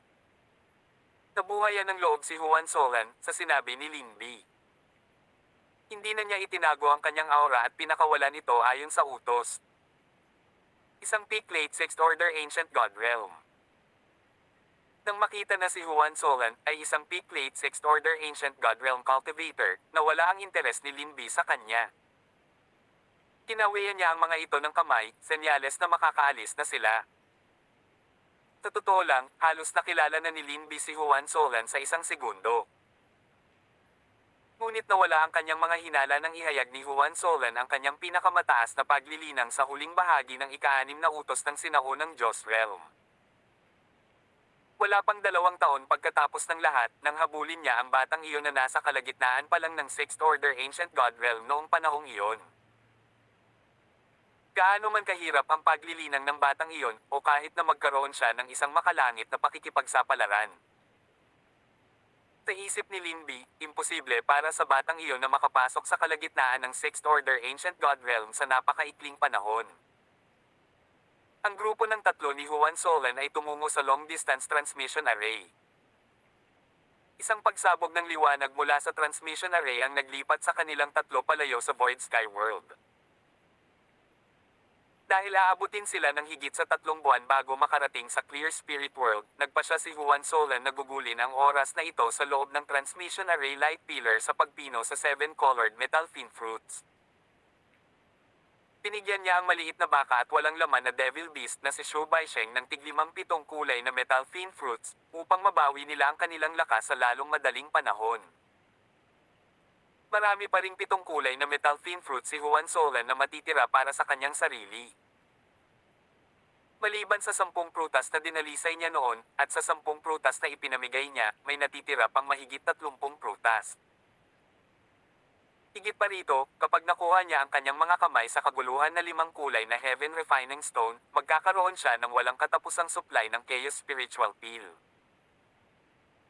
Si Juan Solan, ang maliit na baka na si Xiao Nio, at ang walang laman na demonyong hayop na si Shu Baisheng ay masigasig na nilinang. Tirichit Asterisk S. Sa isang kisap mata, 3 buwan ang lumipas. Sa panahong ito, pinadalisay ni Juan Solan ang 27 kulay na metal fin fruits. Nang isang araw na lamang ang natitira bago ang kanilang pagdating sa Clear Spirit World, si Juan Solan ay naligo sa isang nakasisilaw na liwanag, habang ang mga dragon ay umuungal sa kalawakan habang ang itim at asul na dragon ay lumipad palabas sa kanyang katawan. Kasabay nito, lumabas ang malakas na God Force mula sa light pillar ng transmission array. Kahit na ang light pillar ng transmission array ay hindi kayang maglaman ng kanyang God Force. Ang biglaang pagputok ng God Force ni Juan Solan ay bumulaga sa maliit na baka at Shu Baisheng. 7th Order Ancient God Realm. Ang munting baka ay nakatulala. Sa kabilang banda, namangha si Shu Baisheng dahil sa umuugong na puwersa ng Diyos na lumabas mula sa katawan ni Juan Solan habang siya ay pumasok sa 7th Order Ancient God Realm. Ang God Force na ito ay maraming beses na mas malakas kaysa sa isang karaniwang cultivator's God Force. Lalong lumiwanag ang nakakasilaw na liwanag sa paligid ni Juan Solan. Ang liwanag na ito ay tumagal ng kalahating araw bago ito nawala, at ang lahat ay bumalik sa orihinal nitong kalmado. Sa wakas ay nakalusot sa Seventh Order Ancient God Realm. Ang pinakamahirap na hadlang sa pambihirang tagumpay sa Ancient God Realm. Tuwang-tuwa si Juan Solan kaya nagpakawala siya ng malakas na tawa. Juan Solan, kung sumigaw ka pa ng ilang beses, mabibingi ang bakang ito. Ang maliit na baka ay sumigaw habang siya ay kapansin-pansing idiniin ang kanyang mga hooves sa harap sa kanyang mga tainga. Humisi si Juan Solan sa kanya at sinabing, kung gayon, papalitan namin ang pangalan mo ng Golden Horn Deaf Cow. Makalipas ang isang araw, nanginginig ang transmission array light pillar at sa sumunod na segundo, nawala ito nang lumitaw ang grupo ng tatlo ni Juan Solan sa isang grand scale transmission array. Nakarating na sila sa Clear Spirit World. Tawag. I-prick. I-click. I-subscribe kwentong nobela. Hindi magagapi. Tagalog Translator, Andy Dors, Kabanata 1277. Sigurado ka bang gusto mong gawin ito? Pinagmasdan ni Juan Solan ang kanyang bagong paligid, at nakita niyang may matataas na bundok sa paligid nila. Bago pumunta sa Clear Spirit World, nakagawa siya ng ilang takdang aralin. Maraming bulubunduking lupain sa Clear Spirit World, at halos kalahati ng mga lupain nito ay mga bundok. Hoy kayong tatlo! Ano ba kasing natulala ka? Umalis ka dali! Si Juan Solan ay nakatayo lamang sa transmission array ng 5 paghinga, bago sumigaw ang ilang mga disipulo ng Clear Spirit World na nagbabantay sa transmission array sa kanyang grupo. Mayroong humigit kumulang 30 o higit pang mga disipulo, ngunit lahat sila ay may lakas ng Seventh Order Ancient God Realm at higit pa. Ang tatlong pinuno ay mga disipulo ng 10th Order Ancient God Realm, at higit sa lahat, ang pinakamalakas sa tatlo ay ang late 10th Order Ancient God Realm. Ngunit si Juan Solan ay sumulyap lamang ng walang pakialam sa kanilang direksyon. Ang dalawang sumigaw sa kanya ay mga disipulong nakasuot ng kulay abong damit na halatang-halatang siya ang karakter sa kanila. Malinaw, ang dalawang ito ay mga disipulo ng Shao family. Halika na! Sabi ni Juan Solan sa maliit na baka at walang laman na demonyong hayop na si Shu Baisheng. Dahil kararating lang nila sa Clear Spirit World, hindi niya intensyon na magdulot ng anumang kaguluhan. Gayunpaman, hindi lahat ay naayon sa mga plano ni Juan Solan. Ang dalawang disipulo ng Shao family ay wala sa mood na hayaan si Juan Solan na umalis ng ganoon kadali. Tumigil ka dyan. Kakaalis pa lang ng grupo ni Juan Solan mula sa transmission array, nang tumahol ang isa sa mga unang disipulo ng 10th Order Ancient God Realm, habang dinala niya ang ilang mga disipulo habang siya ay lumabas upang pigilan si Juan Solan na umalis. Ang unang 10th Order ng Ancient God Realm na disipulo ng Shao family ay tinawag na Shao Jingyuan. Pinigyan ni Shao Jingyuan si Juan Solan ng detalyadong sulyap mula ulo hanggang paa at saka tumawa ng masama, mukhang hindi ka nasisiyahan ngayon, ah. Ngayon, pinaghihinalaan ko na mayroon kang lihim na motibo sa likod ng pagpunta sa aming Clear Spirit World. Halika, dalhin ang punk na ito para sa interogasyon, at suriin siya ng malinaw, tingnan kung mayroong anumang hinala sa kanyang katawan. Palaging may silid ng interogasyon sa malapit sa bawat hanay ng paghahatid. Alam ng bawat alagad na nagbabantay sa transmission array na hanggat angkinan nila na may hinala, maaari nilang dalhin siya sa silid ng interogasyon at itanong. Siyempre, mas madalas kaysa sa hindi, ang karamihan ng mga disipulo ay sasamantalahin ang panuntunang ito upang gawing mahirap ang mga bagay para sa mga tagalabas. Bukod dito, hanggat papasok sila sa silid ng interogasyon, anumang kayamanan na binansagan nilang hinala ay matuwid nilang kukumpiskahin. Ang ganitong uri ng pag-uugali ay hindi naiiba sa isang tulisan. Walang pakialam na tumingin si Juan Solan sa disipulo ng Shao family, sigurado ka bang gusto mong gawin ito? Paanong hindi niya maintindihan ang intensyon ng disipulo ng Shao family? Malamig na ngumiti si Shao Jingyuan habang sinabi niya, talagang sigurado. Pagkatapos, inutusan niya ang ilang mga disipulo ng Shao family na nakatayo sa likuran niya. Pagkatapos niyo siyang dalhin sa loob ng interrogation room, siguraduhin comfortable siya doon. Nagiging komportable. Agad na nahuli ang ilang mga disipulo ng Shao family. Oo, Kapitan.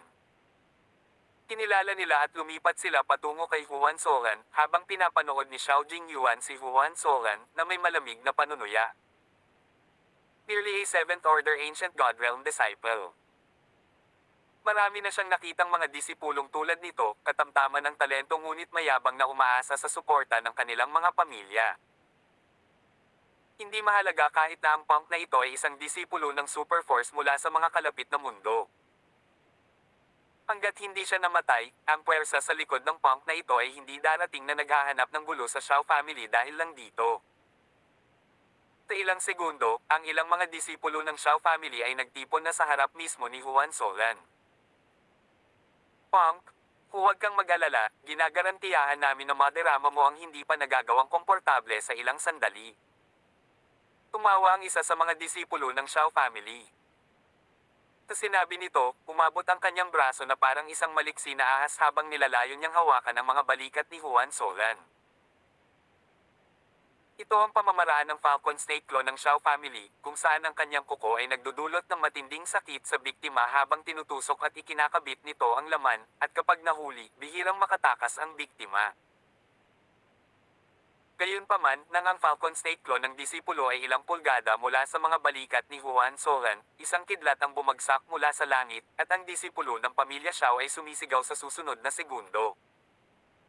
Ang apoy ng kidlat ay sinusunog ang kanyang kamay. Hindi alintana kung gaano niya ibinayo ang kanyang kamay o tumalon, patuloy na sinusunog ng apoy ng kidlat ang kanyang kamay. Sa harap ng iba pang mga disipulo ng Shao family, sinunog ng apoy ng kidlat ang kanyang palad hanggang sa kanyang mga buto, habang nasusunog ito. Ang apoy ng kidlat ay kumalat sa kanyang braso at nilamon ito ng buo sa wala pang isang minuto. Noon lamang naglaho ang apoy ng kidlat. Ang natitirang mga disipulo ng Shao family ay sumipsip ng malamig na hangin, habang nakatingin sila sa bakanteng espasyo na naiwan ng nasusunog na braso ng disipulo. Laking gulat ni Xiao Jingyuan. Ang maliit na baka ay ipinagmamalaki ang kanyang buntot, habang ang apoy ng kidlat ay ipinatawag niya. Mahigit 100 hininga ang lumipas bago nag-react ang iba pang mga disipulo ng Shao family. Mabilis na kumalat ang lahat para palibutan ang grupo ni Huan Solan. Ang mga disipulo ng ibang puwersa na nagbabantay din sa transmission array ay hindi kumilos. Mas masaya silang manood lang ng magandang palabas. Si Xiao Jingyuan ay nawala ang kanyang kumpiyansa na malamig na panunuya sa ngayon. Malungkot niyang pinandilatan si Huan Solan at nagtanong, "Pump, wala akong pakialam kung sino ka, mas mabuting sundin mo kami ng masunurin ngayon." Si Huan Solan ay walang mood na mag-aksaya ng kanyang oras sa pakikipag-usap kay Xiao Jingyuan. Sa makatuwid, sinuntok niya ng diretso si Xiao Jingyuan. Isang malamig na liwanag ang kumislap sa mga mata ni Xiao Jingyuan nang makita ang pagkilos ni Huan Solan at ginisyo niya, "Idiot." Isang matingkad na asul na liwanag ang bumungad sa kanyang katawan nang bumangga ang kanyang kamao sa kamao ni Huan Solan. Rumble. Nawala ang puwersa ng kanilang mga kamao at sa sumunod na segundo, si Xiao Jingyuan ay pinalipad na parang sirang saranggola. Ang epekto ng banggaan ay nagpabagsak din sa iba pang mga disipulo ng Shao family. Ang iba pang natitirang mga alagad ng puwersa ay namangha sa eksenang kakabukas pa lang sa kanilang mga mata. Iniwan ni Huan Solan ang transmission array sa likod ng maliit na baka. Nang madaanan nila si Xiao Jingyuan na nakahandusay sa lupa, di sinasadyang natapakan ng maliit na baka ang palad ni Xiao Jingyuan. Crack! Naririnig ng lahat ang mga tunog ng pagkabali ng kanyang mga buto. Sira, sira.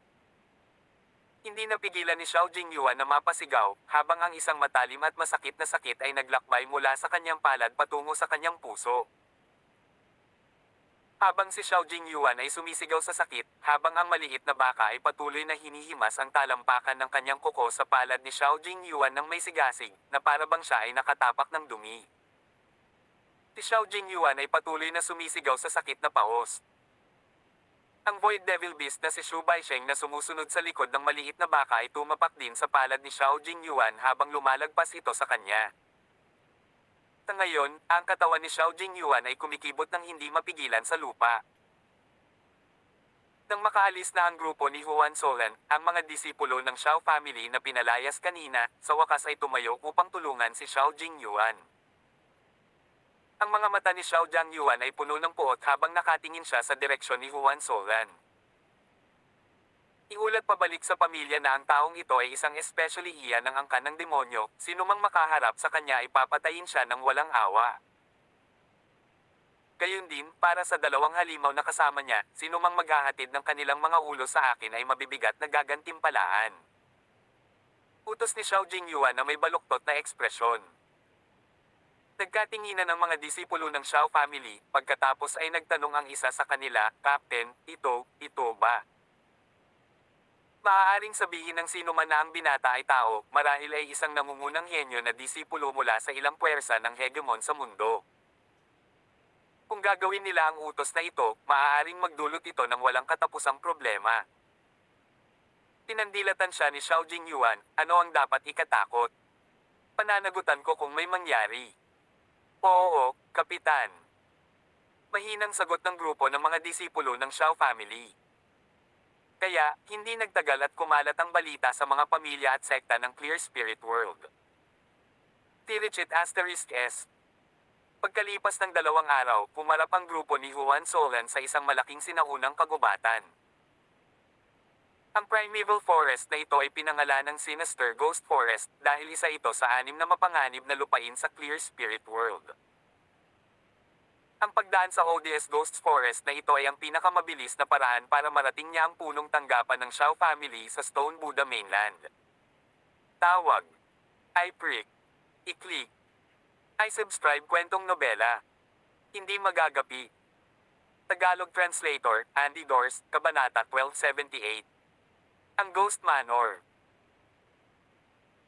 Kahit na noon ay tanghali na may maliwanag na nakasisilaw na araw sa kalangitan, si Huan Solan, ang munting baka, at walang laman na demonyong hayop na si Shu Baisheng ay nakaramdam ng malamig na yin chi na dumampi sa kanilang mga balat, habang nakatayo sila sa harap ng ODS Ghosts Forest. Para silang nakatayo sa isang sinaunang sementeryo. Nakikita ni Huan Solan ang mga tipak ng itim na agos ng enerhiya na lumulutang at gumugulong sa loob ng kagubatan gamit ang kanyang Eye of Hell. Nagkaroon ng pahiwatig ng berdeng enerhiya na kasalukuyang pinaghalo sa pagitan ng mga itim na enerhiyang alon. Ang Black Energy Current ay Ghost Chi habang ang Green Energy Current ay malamig na Yin Chi.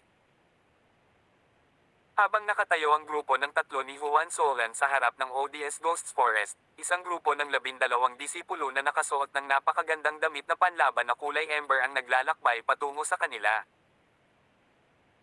Ang bawat isa sa 12 disipulong ito ay isang makapangyarihang magsasaka, na ang kanilang lakas ay mula sa 8th Order, 9th Order, at maging sa unang bahagi ng 10th Order Ancient God Realm.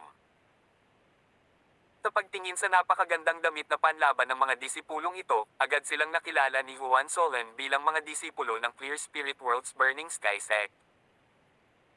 Ang Burning Sky Sect ay isang kilalang first-rank force, kahit na hindi sila may kukumpara sa Xiao family. Ang mga disipulong ito ba ng Burning Sky Sect ay nagpaplanong magsanay sa loob ng ODS Ghost Forest. Kahit na ang ODS Ghost Forest ay isa sa 6 na mapanganib na lupain ng Clear Spirit World na puno ng mga masasamang multo, isa rin itong sikat na lugar para sa pagsasanay para sa marami. Ranggo ng puwersa at nangungunang mga sektamga alagad. Bukod dito, maraming master ng Clear Spirit World ang inilibing sa loob ng ODS Ghost Forest noong sinaunang panahon, at inilibing kasama nila ang iba't ibang kayamanan. Kung mapalad ang mga disipulong ito, malaki ang tsansa nilang mabangga ang mga kayamanang ito na naiwan ng mga sinaunang Panginoon, habang nagsasanay sa kagubatan. Tulad ng pagsulyap ni Huan Solan sa grupo ng mga disipulo, nakita din nila si Huan Solan. Isang unang bahagi ng ikapitong orden ng sinaunang Diyos na kaharian. Haha, nakikita niyo ba yon? Isang maagang 7th Order Ancient God Realm na disipulo ang gustong pumasok sa ODS Ghost Forest ng mag-isa. Itinuro ng alagad ng Burning Sky sect na si Dugaw si Juan Solan at tumawa ng malakas. Medyo malakas ang mga masasamang multo sa loob ng ODS Ghosts Forest. Ang isang tao ay madaling makatagpo ng mataas na antas ng Ancient God Realm Strength Ghosts, kahit nasa panlabas na gilid ng kagubatan. Sa makatuwid, napakakaunting mga disipulo ng 7th Order Ancient God Realm ang nangahas na pumasok sa ODS Ghosts Forest ng mag-isa. Dahil dito, halos hindi masisisi ang disipulo ng Burning Sky sect na si Dugaw sa pagtawa kay Juan Solan. Malinaw na nakikita ni Juan Solan na ang disipulo ng Burning Sky sect na ito ay walang masamang hangarin sa kanya dahil ito ay isang polipa na pagbanggit sa kanyang mga kasama. Ilang saglit, dumating ang grupo ng Burning Sky sect sa tabi ni Juan Solan. Little brother, may balak ka bang pumasok sa ODS Ghosts Forest?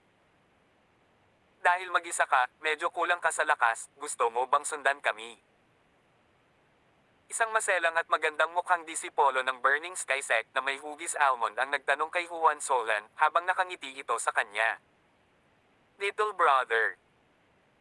Natahimik si Huang Xiaolong saglit matapos marinig ng babaeng disipulo ng Burning Sky sect na tinatawag siyang nakababatang kapatid. Ang katagang ito ay talagang iba. Pinagdikit ng maliit na baka ang kanyang mga labi habang pilit niyang pinipigilan ang kanyang pagtawa. Ngumiti ng pilit si Juan Solan at tumanggi, "Salamat, ate. Hindi na kailangang pahirapan kayong lahat. Kaya kung pumasok mag-isa." Dahil may tumawag na kay Juan Solan na maliit na kapatid, tama lang na ibinalik niya ang kagandahang loob sa pamamagitan ng pagtawag sa isa pang 8. Natigilan ang alagad ng Burning Sky sect na si Guo Jie sa sagot ni Juan Solan, hindi niya inaasahan sa slightest na tatanggihan niya.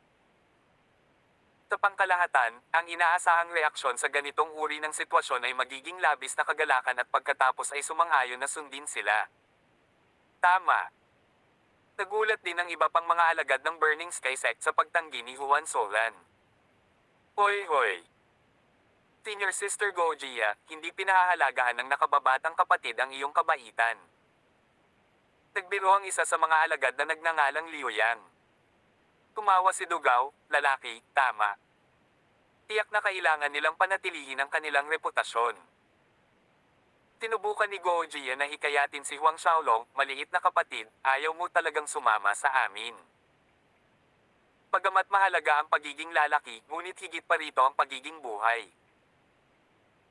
Gayun din, malamang na mahirap para sa iyo na linangin hanggang sa 7th Order Ancient God Realm. Kung gayon bakit itatapon ang lahat ng pagsisikap na iyon sa pagiging matigas ang ulo na lalaki? Malinaw, naisip niya na si Juan Solan ay tumatanggi dahil gusto niyang mapanatili ang kanyang lalaki na reputasyon. Hindi nakaimik si Juan Solan. Noong una, tinawag siyang maliit ni Gojia, ngunit ngayon, idinagdag niya ang maliit sa harap nito. Papasok lang ako para tingnan, ilang araw lang tapos aalis na ako. So, hindi na talaga kailangang problemahin ang sinuman. Magalang lamang itong maipaliwanag ni Juan Solan sa ganitong paraan. Hindi niya magawang maging bastos at sabihin. Sa totoo lang mas malakas ako sa inyong lahat at ang isa sa akin ay kayang palitan kayong lahat, sa makatuwid, hindi ko kailangan ng inyong proteksyon. Pumasok lang ako para tingnan. Tumango si Gojia sa kasinabi, sige, pero dapat kang mag-ingat kahit papasok ka lang para tingnan. Tumango si Juan Solan at sinabing, oo. Ang palitan na ito ay nag-iwan ng magandang impresyon sa babaeng disipulo ng Burning Sky sect na ito kay Juan Solan. Maging ito ay sa kanyang nakaraang buhay o sa kasalukuyan, ang ganitong uri ng mga tao ay bihirang dumaan. Tara na. Tumingin si Gojia sa kanyang balikat at sinabi sa iba. Maliwanag, siya ang pinuno sa grupong ito ng mga disipulo. Pagkaraan ng ilang sandali, ang mga disipulo ng Burning Sky sect ay nakapasok sa makapal na Yin Ghost Chi at lumipad papunta sa ODS Ghosts Forest. Ilang sandali pa ay nawala na sila sa paningin ni Juan Solan. Maliit na kapatid, ayaw mo talagang sumama sa amin. Kinaya ng maliit na baka ang boses ni Gojia habang kinusat niya ang kanyang mga mata kay Juan Solan. Inampis ni Juan Solan ang kanyang puwitan at sinabing, tara na. Ang pumipintig na sakit sa kanyang puwitan ay tumingin sa kanya ng masama kay Juan Solan, habang siya ay nagreklamo, "Guro, ako ay isang babae, huwag palaging hampasin ang aking puwit." Biglang naramdaman ni Juan Solan ang malamig na pawis na tumutulo sa kanyang noo. Hindi nagtagal ay pumasok na silang tatlo sa ODS Ghost Forest. Ang masasamang Yin Ghost Chi ay sumugod sa kanila sa sandaling makapasok sila sa kagubatan mula sa buong paligid, tulad ng malalaking alon. Nagsimulang umikot ang Archdevil Supreme Godhead ni Juan Solan at agad itong nagsimulang lumunin ang Yin Ghost Chi mula sa kanyang paligid papunta sa kanyang katawan.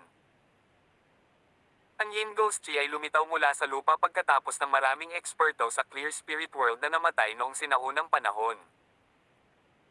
Walang alinlangan na ito ay magiging kapaki-pakinabang kung ang isang magsasaka ay maaaring pinuhin ang Yin Ghost Chi na ito. Kaya, si Juan Solan ay naglakbay pasulong kasama ang maliit na baka at si Shu Baisheng habang patuloy niyang nililinis ang Yin Ghost Chi. Si Juan Solan ay nanatiling malapit sa panlabas na gilid ng kagubatan hanggat maaari, kahit na isang second order ancestor god realm na si Shu Baisheng ang kasama niya.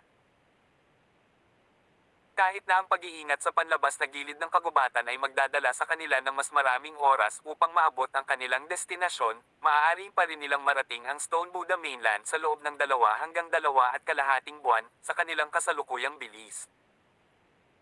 Mayroong kabuoang 7 mainland sa Clear Spirit World, at ang Stone Buddha Mainland ang pinakamalaki sa lahat ng 7 mainlands. Higit pa rito, ang teritoryo ng pamilya Xiao sa Stone Buddha Mainland ay katabi ng ODS Ghost Forest. Matapos dumaan sa ODS Ghost Forest, ang grupo ni Juan Solan ay makakarating sa Xiao City, ang punong tanggapan ng Xiao family sa isa pang 10 araw. Tirichit *S. Lumipas ang oras at 6 na araw ang lumipas sa isang kisap mata. Tagabi, halos hindi makita ng isa ang buwan mula sa loob ng ODS Ghost Forest.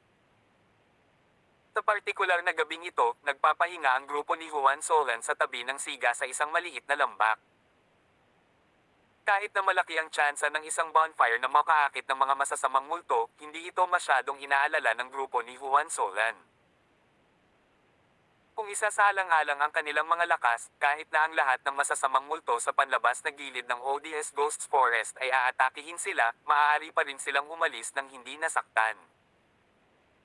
Tutal, 3 sa kanila ang pinakain at nadidiligan ng karne at alak.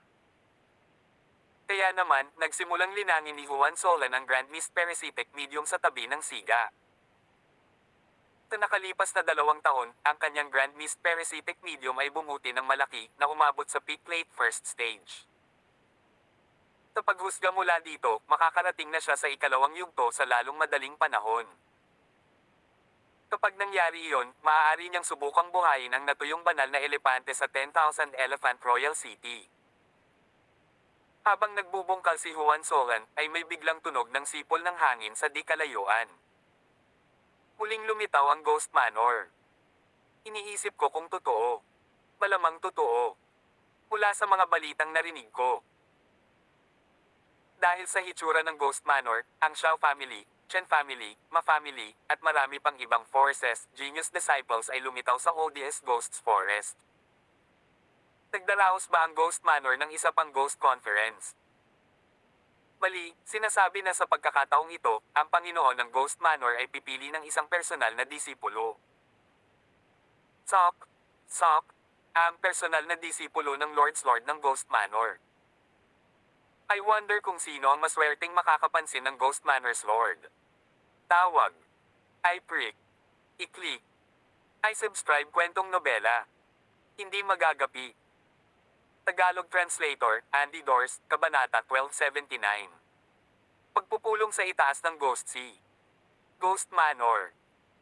Napukaw ang interes ni Juan Solan nang marinig ang kanilang pag-uusap. Ang Ghost Manor ay ang pinakamisteryosong puwersa sa Clear Spirit World dahil random itong lumitaw ng isang beses sa loob ng ilang daan hanggang ilang libong taon. Ngunit sa tuwing ito ay lilito, palagi itong nagtataas ng malalaking alon sa Clear Spirit World. Kahit na walang nakakaalam ng tunay na lakas ng Ghost Manor Lord, ang Xiao family, Chen family, at ang Ma family's ancestors ay malilikot sa kanilang mga paa kapag binanggit ang Ghost Manor Lord. Ang mga alagad ng isang sekta ay nasa malalim na pag-uusap habang sila ay lumilipad patungo sa maliit na lambak kung saan nagpapahinga ang grupo ni Juan Solan. Si Juan Solan ay nagpakita sa harap ng 5 disipulo sa isang kisap-mata at hamarang sa kanilang dinadaanan. Ang 5 disipulong ito ay nakasuot ng maitim na asul na damit panglaban na may maliit na tambol na nakatali sa bawat baywang nila. Ang maliliit na tambol na ito ay may malalim na mga simbolo na ipininta sa kanila. Hulaan ni Juan Solan na sila ay mga disipulo ng Clear Spirit World's Golden Drum Sect batay sa kanilang mga kasuotan. Katulad ng Burning Sky Sect, ang Golden Drum Sect ay isa ring first rank force sa Clear Spirit World. Ang 5 mga disipulo ng Golden Drum Sect ay nagulat sa loob dahil may biglang lumitaw sa harapan nila. Ngunit hindi nagtagal ay nakahinga sila nang maluwag nang mapansin nilang ang kabilang panig ay isang disipulo lamang ng 7th Order Ancient God Realm. Sa oras na ito, nag-aalab ang galit sa kanilang mga puso. Isang 7th Order Ancient God Realm na disipulo ang nangahas na hamarang sa kanilang landas. Mga kaibigan, gusto kong magtanong tungkol sa Ghost Manor na kausap mo lang. Magiliw na sabi ni Juan Solan na para bang hindi niya nakita ang galit sa kanilang mga mukha. Sa puntong ito, ang maliit na baka at walang laman na demonyong hayop na si Shu Baisheng ay lumitaw sa eksena at nakatayo sa likod ni Juan Solan. Si Xingwei ng Golden Drum Sect at ang kanyang 4 na kasamahan ay ngumisi, habang nakatingin sila ng makahulugan kay Juan Solan na parang tumitingin sa isang payaso, pump, sa ang maliit na sekta kakabilang. Hindi mo ba naramdaman na napakatanga mo? Bakit kailangan naming sabihin sa iyo ang tungkol sa Ghost Manor? Ikaw ba ay alipin ko o may kaugnayan sa akin? Ang isa pang disipulo ng Golden Drum Sect na si Wang Hua ay tumawa, ayoko pa rin ng ganoong keting ang alipin, kahit nabigyan mo ako ng isa, kung hindi, kapag siya ay lumalabas at gumagawa ng mga kaguluhan araw-araw, hindi ko alam kung bakit ako namatay. Nilaibat ng tingin ni Juan Solan ang 5 disipulo ng Golden Drum Sect. 2 ang huli sa ika-8 utos, 2 sa kalagitnaan ng ika-9 na utos, at ang isa ay huli sa ika-9 na utos ng sinaunang Diyos Realm. Biglang umabot si Juan Solan habang ang kanyang palad ay gumagawa ng nakakahawak na kilos sa hangin, at kaagad, ang 5 disipulo ng Golden Drum Sect ay nakaramdam ng nakakatakot na kapangyarihan na pumipiga sa kanila mula sa buong paligid. Namutla ang kanilang mga mukha. Sa sumunod na segundo, silang 5 ay bumagsak sa isang talampas ng bundok sa hindi kalayuan, parang mga sirang saranggola, pagkatapos ay dumulas sila sa lupa habang ang dugo ay lumalabas sa kanilang mga bibig. Ikaw. Takot na takot si Xingwei habang nakatingin kay Juan Solan, at namutla ang mukha. Magsalita ka, sabihin sa akin ang lahat ng nalalaman mo tungkol sa Ghost Manor. Malamig na utos ni Juan Solan. Nanginginig ang katawan ni Xingwei ng late 9th Order Ancient God Realm habang nagpupumiglas siyang tumayo, gayunpaman, nagpeke siya ng katapangan, kilala mo ba kung sino kami? Gayunpaman, bago niya maipaliwanag ang kanyang pagkakakilanlan, ang buntot ng maliit na baka ay tumama na parang latigo sa hangin. Sa susunod na sandali, sumigaw si Xingwei at ang kanyang katawan ay lumipad palabas at muling bumagsak sa lupa. Nakita ng kanyang mga kasama ang isang marka ng latigo na tumatakbo mula sa kanyang ulo hanggang sa kanyang binti. May mga maliliit na laso ng kidlat na kumakalusko sa kahabaan ng marka ng latigo. Gamulong-gulong si Xingwei sa lupa, sumisigaw sa sakit. Si Wang Hua at ang iba pang 3 disipulo ay namutla nang makita ang kaawa-awang kalagayan ni Xingwei. Sa oras na ito, ang maliit na baka ay tumalikod at humihip ng ilang beses sa kanyang buntot habang kumikidlat. Mas naging pamilyar siya sa paggamit ng kanyang cowtail whip you to death na galaw. Ngayon, sino pa ang gustong ipakilala ang kanilang mga pagkakakilanlan? Itinuro ng maliit na baka ang kanyang tanong sa grupo ni Wang Hua. Ang 4 ay desperadong umiling sa takot. Ang munting baka ay lumingon kay Juan Solan na may isang nakakabigay puri ng ngiti at sinabi, Guro, pakiusap, tanungin mo sila muli at natitiyak kong sa pagkakataong ito ay makukuha mo ang iyong sagot. Juan Solan. Umiling, baka ito. Kasunod nito, ipinaliwanag ni Wang Hua at ng iba pa kay Juan Solan ang lahat ng nalalaman nila tungkol sa Ghost Manor. Lahat sila ay natatakot na kung sila ay isang segundo ay masyadong mabagal, sila ay papatayin, kaya, silang apat ay nag-away sa isa't isa upang sabihin kay Huang Xiaolong ang kanilang nalalaman. Pupunta ba sa Ghost Manor ang Elder Xiaoteng ng pamilya Xiao? Tanong ni Juan Solan. Ito ang pangunahing dahilan kung bakit siya napunta sa Clear Spirit World. Nasa kamay ni Xiaoteng ang kaguluhang limang kulay na Heaven Refining Stone. Kung pupunta rin si Xiaoteng sa Ghost Manor, may liligtas siya nito sa paglalakbay sa Stone Buddha Mainland. Ito ay hindi namin alam. Tinabi ni Wang Hua at ng iba pang tatlong disipulo at umiling. Makalipas ang isang oras, naisip ni Juan Solan na may tatak na Wang Hua at ang tatlo pang disipulo ng Golden Drum Sect na may markang kaluluwa, hawak ang kanilang buhay sa kanyang mga kamay. Dahil alam ng grupo ni Wang Hua ang lokasyon ng Ghost Manor, pinangungunahan niya ang mga ito para sa kanya. Bagamat hindi matukoy ni Juan Solan kung si Xiaoteng ay nasa Ghost Manor, nagpasya pa rin siyang pumunta doon upang tingnan muna. Ilang araw na lang kung hindi nagpakita si Xiaoteng sa Ghost Manor. Hindi namatay si Xing Wei dahil binigyan siya ni Juan Solan ng healing pellet at bahagyang gumaling ang kanyang mga sugat. Hindi inaasahan ni Juan Solan na si Xing Wei ay may matigas na background, ngunit sa nangyari, si Xing Wei ay anak ni Xing Xiong ng Chief Xing Xiong ng Golden Drum Sect. Hindi nakakagulat na ang kanyang tono ay napakalaki minsan noong nakaraan. Sa pagkakataong ito, lumitaw ang Ghost Manor sa Ghost Sea sa loob ng ODS Ghosts Forest. Sa bilis ng paglipad nila, makakarating sila sa Ghost Sea sa loob ng 7 hanggang 8 araw. Si Juan Solan ay hindi nagmamadaling makarating sa Ghost Sea dahil may higit sa 10 araw na natitira bago ang araw na ang Panginoon ng Ghost Manor ay pipili ng isang personal na alagad.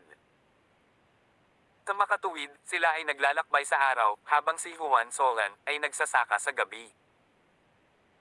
Maliban sa paglilinang ng Grand Mist Parasitic Medium sa gabi, pinalamig din ni Juan Solan ang kanyang pisikal na katawan gamit ang Eidolon Crystalline Rocks. Ang maliit na baka ay nabanggit kanina na ang Eidolon Crystalline Rocks ay may banal na epekto sa tempering ng pisikal na katawan. Noong una ay hindi naniniwala si Juan Solan sa kanyang mga salita, ngunit ngayon ay ganap na siyang mananampalataya. Ang mga epekto ng pisikal na tempering ng Eidolon Crystalline Rocks ay lampas sa banal, ito ay sadyang lumalaban sa langit. Gabi-gabi pagkatapos niyang i-temper ang kanyang katawan gamit ang Eidolon Crystalline Rocks, malinaw niyang nararamdaman ang mga pagbabago sa kanyang True Dragon's physique. Parehong bumuti ang kanyang mga depensa at lakas ng pagsabog sa isang nakakagulat na antas. Sa panahong ito, ang lakas ng maliit na baka at walang laman na Diablo na si Shu Baisheng ay bumuti din ng malaki, lalo na si Shu Baisheng. Sa tulong ng 7-colored metal fin fruit ang kanyang lakas ay nakabawi sa isang nakakatakot na bilis, na kahit si Juan Solan ay sinampal ang kanyang mga labi sa inggit. Ang Void Devil Beast na si Shu Baisheng ay iba sa maliit na baka. Bumagsak ang cultivation ni Shu Baisheng dahil siya ay nakulong ng sinaunang Burning Purgatory Magical Formation ng napakatagal, hanggat umiinom siya ng mga divine pills at spiritual herbs, mabilis niyang maibabalik ang kanyang pinakamataas na lakas. Sa kabilang banda, ang maliit na baka ay muling nagkatawang tao at kailangang magsimulang magtanim mula sa simula. Sa makatuwid, kahit na ang kanyang paglilinang ay mabilis na bumubuti, ito ay mas mabagal kung ihahambing kay Shu Baisheng. Nang marating ng grupo ni Juan Solan ang Ghost Sea makalipas ang 10 araw, ang lakas ni Shu Baisheng ay nakabawi sa pinakamataas na bahagi ng late Second Order Ancestor God Realm, kalahating hakbang na lang, at maaabot na niya ang Third Order Ancestor God Realm. Samantalang ang cultivation ni Juan Solan ay mas malapit sa peak early 7th Order Ancient God Realm. Nang makarating ang grupo ni Juan Solan sa Ghost Sea, napakasigla ng kapaligiran. Nakarating na sa Ghost Sea ang mga disipulo ng iba't ibang sekta. Habang lumilipad ang grupo ni Juan Solan patungo sa Ghost Manor, isang grupo ng mga disipulo ang lumipad patungo sa kanila at direktang hamarang sa kanilang dinadaanan. Si Xing Wei, Wang Hua, at ang iba pang mga disipulo ng Golden Drum Sect ay humigpit ang kaba matapos makilala ang taong humaharang sa kanilang dinadaanan. Hoy, Xing Wei, matagal nang hindi nagkita. Ang mapupulang buhok na binata na nakatayo sa harap ng kabilang grupo ay tumingin ng mayabang kay Xingwei, at nagpatuloy, mukhang maganda ang iyong pamumuhay kamakailan. Nandito ka para sa Ghost Manor. Tapos, sabay na tayo. Ang kanyang tono ay walang puwang para tumanggi si Xingwei. Hindi sumagot si Xingwei, sa halip tumingin siya kay Huan Solan. Napatingin si Huan Solan sa grupong nakaharang sa kanilang dinadaanan. Malinaw na ang grupong ito ay may sama ng loob kay Xingwei, at mula sa nag-aalalang ekspresyon ni Xingwei, ang pulang-pula ang buhok na binata ay may background. Tawag. I-prick. I-click. I-subscribe kwentong nobela. Hindi magagapi. Tagalog Translator, Andy Dors, Kabanata 1280. 100 Revelations Faction. Habang tinitingnan ni Juan Solan ang pulang-pula ang buhok, ang pulang-pula na binata ay tumingin din kay Juan Solan, kasunod ng linya ng tingin ni Xingwei. Nang makita niyang si Juan Solan ay isang maagang 7th Order Ancient God Realm na disipulo, isang mapanuksong pagngisi ang lumabas sa gilid ng kanyang mga labi. Nang magsasalita na sana siya, nauna sa kanya si Juan Solan habang sinabi niya, "Excuse me, hindi kami interesadong sumama sa iyo." Si Changfang at ang mga disipulo sa likod niya ay natahimik sandali. "Anak, hindi ka disipulo ng Golden Drum Sect, tama ba?" Hindi nagalit si Changfang sa sinabi ni Juan Solan, sa halip, tumawa siya at nagbabala, "Kilala mo ba kung sino ako? Not to mention, pwede ka bang magpasya sa ngalan ni Xingwei at ng iba pa?" Sa kabila ng ngiti sa mukha ni Changfang, halatang mapagpakumbaba ang kanyang ugali. Iilan lamang ang mga tao na nangahas na pabulaanan ang mga salita ni Changfang dahil sa kanyang pagkakakilanlan at katayuan sa Clear Spirit World sa kanyang henerasyon. Walang pakialam na sinabi ni Juan Solan, "Hindi ako interesadong malaman kung sino ka, at tiyak na makakapagpasya ako sa ngalan ni Xingwei at ng iba pa." "Anak, ang lakas ng loob mo. Ang lakas ng loob mong magsalita ng ganyan sa aking young lord." Itinuro ng isang alagad sa likod ni Changfang ang kanyang daliri kay Juan Solan at sinaway. "Young Lord, hayaan mo akong pilayin ang batang ito." Magalang na hiling ng disipulo habang humahakbang siya patungo kay Changfang. "No need to go as far as Baldado, it's not good for our reputation." Bigyan mo siya ng 100 sampal bilang maliit na parusa. Casual na sabi ni Changfang. Inamin ng alagad, saka siya naglakad patungo kay Juan Solan. "Punk, isaalang-alang ang iyong sarili na maswerte ngayon." Humisi siya pero biglang huminto ang mga galaw niya. Sa sumunod na segundo, bumagsak siya mula sa taas sa himpapawid, at diretsyong nahulog sa Ghost Sea sa ibaba. Pilas H. Nabuhusan ng tubig ang lahat. Si Changfang at ang kanyang mga kasama ay namangha, hindi merehistro ang nangyari. Ngunit nag-react ang isa sa mga alagad. Sa isang kisap mata, sinasandok na niya ang kapwa-alagad na katatapos lang mahulog sa dagat. Nakita ng lahat na nanonood na hindi na humihinga ang alagad. May butas ng dugo na kinuha ng hinlalaki sa kanyang noo na may masiglang sword chi. Nadagdagan ang pagtataka ng lahat. Ang espadang ito, chi. Hindi maitago ni Changfang ang gulat sa kanyang mga mata. Ang disipulo na kamamatay lang ay isang Mid-9th Order Ancient God Realm. Nilinang din niya ang isang sinaunang katawan na nagpapadalisay ng banal na sining, kaya nakakagulat ang mga depensa ng kanyang pisikal na katawan. Gayunpaman, natalo siya ng sinag ng liwanag ng espada. Higit pa rito, hindi man lang niya nakita kung sino ang umatake sa kanya. Habang hamupa ang pagkabigla ni Changfang, lumubog ang kanyang mukha. Malungkot siyang tumingin kay Juan Solan, at nagtanong, "Sino ka? How dare you pumatay sa alagad ng 100 Revelations faction ko?" Sa Clear Spirit World, ang 100 Revelations faction ay nakatayo sa parehong taas ng puwersa tulad ng Shao family, Chen family, at Ma family.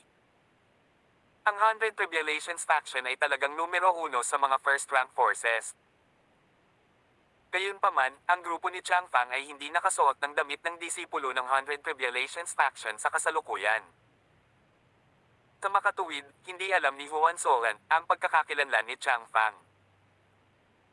At muli, kahit na malaman niya ang pagkakakilanlan ni Chang Fang, magiging pareho lang ito para kay Huang Xiaolong. Nang si Juan Solan ay hindi man lang inilagay sa kanyang mga mata ang mga alagad na nagbabantay sa hanay ng transmission, ano pa ba ang higit pa sa 100 Revelations faction na ito? E ano ngayon? Pump, magagawa mo pa rin kung mag-scram ka ngayon. O kung hindi, kung magalit ang baka na ito, hahampasin kita hanggang mamatay gamit ang aking buntot. Ang maliit na baka ay nagsimulang mawala ng pasensya. Gusto mong mamatay. Ang mga disipulo ng 100 Revelations faction ay nagalit sa mga salita ng maliit na baka, ngunit nang sasalakayin na nila siya, iniunat ni Chang Fang ang kamay para pigilan sila. Napakapangit ng ekspresyon ni Chang Fang habang nakatingin sa grupong nasa tapat niya habang nag-uutos, aalis na tayo. Masasabi niya na si Juan Solan ay hindi kasing simple ng nakikita niya. Pagamat si Chang Fang ay isang mid-10th Order Ancient God Realm na disipulo, sa loob-loob niya, hindi siya sigurado na kaya niyang sugpuin si Juan Solan. Kaya naman, nagpa siya siyang maghintay hanggang matapos ang kaganapan ng Ghost Manor. Pagkatapos ay maaari na siyang muling makisama sa mga elder mula sa 100 Revelations faction at alagaan si Juan Solan minsan at magpakailanman. Sigurado si Chang Fang na makikita niyang muli si Huang Xiaolong dahil iisa ang kanilang destinasyon. Ang Ghost Manor. Bago umalis, tumingin si Chang Fang kay Jingwei at pinuri siya sa pamamagitan ng pagngangalit ng mga ngipin, napakagaling mo. Ang kanyang tono ay puno ng pagpatay na layunin. Namutla si Jingwei dahil sa sinabi ni Chang Fang. Umalis kaagad ang grupo ni Chang Fang. Master, gusto mo bang lipulin ko sila? Magalang na tinanong ni Void Devil Beast Chu Baisheng si Juan Solan habang pinapanood ang grupo ni Chang Fang na umalis. Hindi na kailangan, hayaan mo muna sila. Umiling si Juan Solan at idinagdag, tingnan natin kung ano ang hitsura ng sitwasyon pagkatapos ng kaganapan ng Ghost Manor. Sa oras na iyon, kung ang grupong ito ng 100 Revelations faction ay susubukan pa rin na makasali sa kanyang grupo, tiyak na pipilitin niya ang mga ito. Kamatayan. Oo, Master. Tumango si Shu Baisheng. Makalipas ang ilang oras, dumating si Juan Solan at ang iba pa sa gitna ng Ghost Sea. May isang napakalaking icy black manor na mas mukhang isang palasyo. Ang siksik na Ghost Sea ay umiikot sa itaas ng Black Ice Manor na bumubuo ng napakaraming makamulto na mukha ng mga hayop. Ang napakalaking Black Ice Manor na ito ay walang iba kundi ang Ghosts Manor. Ito ang Ghost Beast Godlock Formation. Ipinaliwanag ng maliit na baka kay Juan Solan habang nakatingin sa Ghost Manor, ang Ghost Beast Godlock Formation na ito ay isang napakalakas na sinaunang Pormasayon mula sa Hell Spirit World. Sa ubod ng Pormasayon na ito ay 10,000 Ghost Beast, mas malakas ang lakas ng mga Ghost Beast, mas malakas ang Pormasayon na ito. Naningkit ang mga mata ni Juan Solan habang nakatingin sa Ghost Manor. Ang Panginoon ng Ghost Manor na ito ay talagang nakakaalam ng isang sinaunang Pormasayon mula sa Hell Spirit World. Kung tayo ay nakulong sa loob, mayroon ka bang kumpiyansa na sirain ito? Tanong ni Juan Solan sa maliit na baka. Ang maliit na baka ay same time na sumagot, depende iyan sa lakas ng mga Ghost Beast sa loob, ngunit kung nandito si Little Kid Sheng, walang magiging problema. Malamang. Ang Void Devil Beast na si Shu Baisheng ay may kaawa-awang mapait na ekspresyon sa kanyang mukha na tila ang palayaw na Little Kid Sheng ay mahigpit na nakadikit. Ilang sandali pa, pumasok ang grupo ni Juan Solan sa Ghost Manor sa pamamagitan ng paglipad sa pasukan nito. Pagdating sa loob, naging mapagmatsyag si Juan Solan dahil ngayon lang niya nalaman ang tungkol sa Ghost Beast Godlock Formation. Hindi nagtagal ay nakarating sila sa harapang bulwagan ng Ghost Manor kasama ang mga disipulo ng iba pang mga sekta. Ang maluwag na bulwagan sa harapan ay punong-puno na ng mga disipulo ng iba't ibang sekta ng Clear Spirit World. Mayroong hindi bababa sa 2 hanggang 3,000 tao. May mga hanay ng mga upuan sa kaliwa at kanan gayon din sa gitna ng bulwagan. 100 upuan sa bawat hanay na karamihan ay okupado. Mayroong mga master ng Ancestor God Realm, at gayon din ang mga young lords ng mga super force ng Clear Spirit World.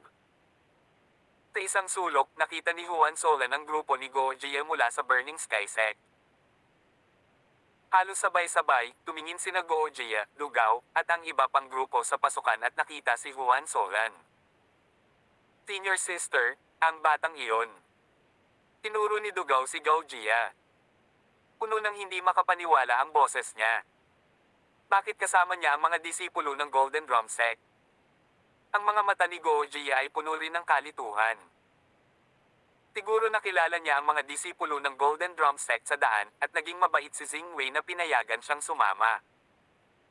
Isa sa mga disipulo ng Burning Sky Sect ay nahulaan. Ganun ba talaga? Nanliit ang mga mata ni Go Jia, kung gayon, bakit naglalakad si Xing Wei sa likod ni Juan Solan? Bukod dito, magalang na nakatingin si Xing Wei kay Juan Solan, puno ng pagtataka. Little brother, over here. Kahit nalilito, tinawag pa rin ni Go Jia si Juan Solan. Ang pananalitang ito ng maliit na kapatid ay agad na ginawang sentro ng atensyon ng lahat ng nasa bulwagan si Juan Solan. Umiti ng pilit si Juan Solan. Taglit siyang nagalinlangan pagkatapos ay tumango kay Go Jia at naglakad patungo sa grupo ng Burning Sky Sect kasama si Xing Wei at ang iba ay sumusunod sa likuran niya. Biglang nagkagulo ang bulwagan nang malapit ng humakbang si Juan Solan patungo sa grupo ni Go Jia. Ito ay ang Young Lord Xiao Zhangyo ng Xiao family. At ang Young Lord Changfang ng 100 Revelations faction. Pinawi ni Juan Solan ang kanyang paa at lumingon upang tumingin sa pasukan. Nakita niya ang pulang-pula ang buhok na binata na nakilala niya kanina na naglalakad kasama ang isa pang binata na nakasuot ng robe ng disipulo ng Xiao family. Tawag. I-prick. I-click. I-subscribe kwentong nobela. Hanggang dito na lang muna mga masters. Salamat sa pagsubaybay mga lods. Abangan lamang ang kasunod na episode. Nang hindi magagapi. Dito sa ating channel. Kwentong nobela.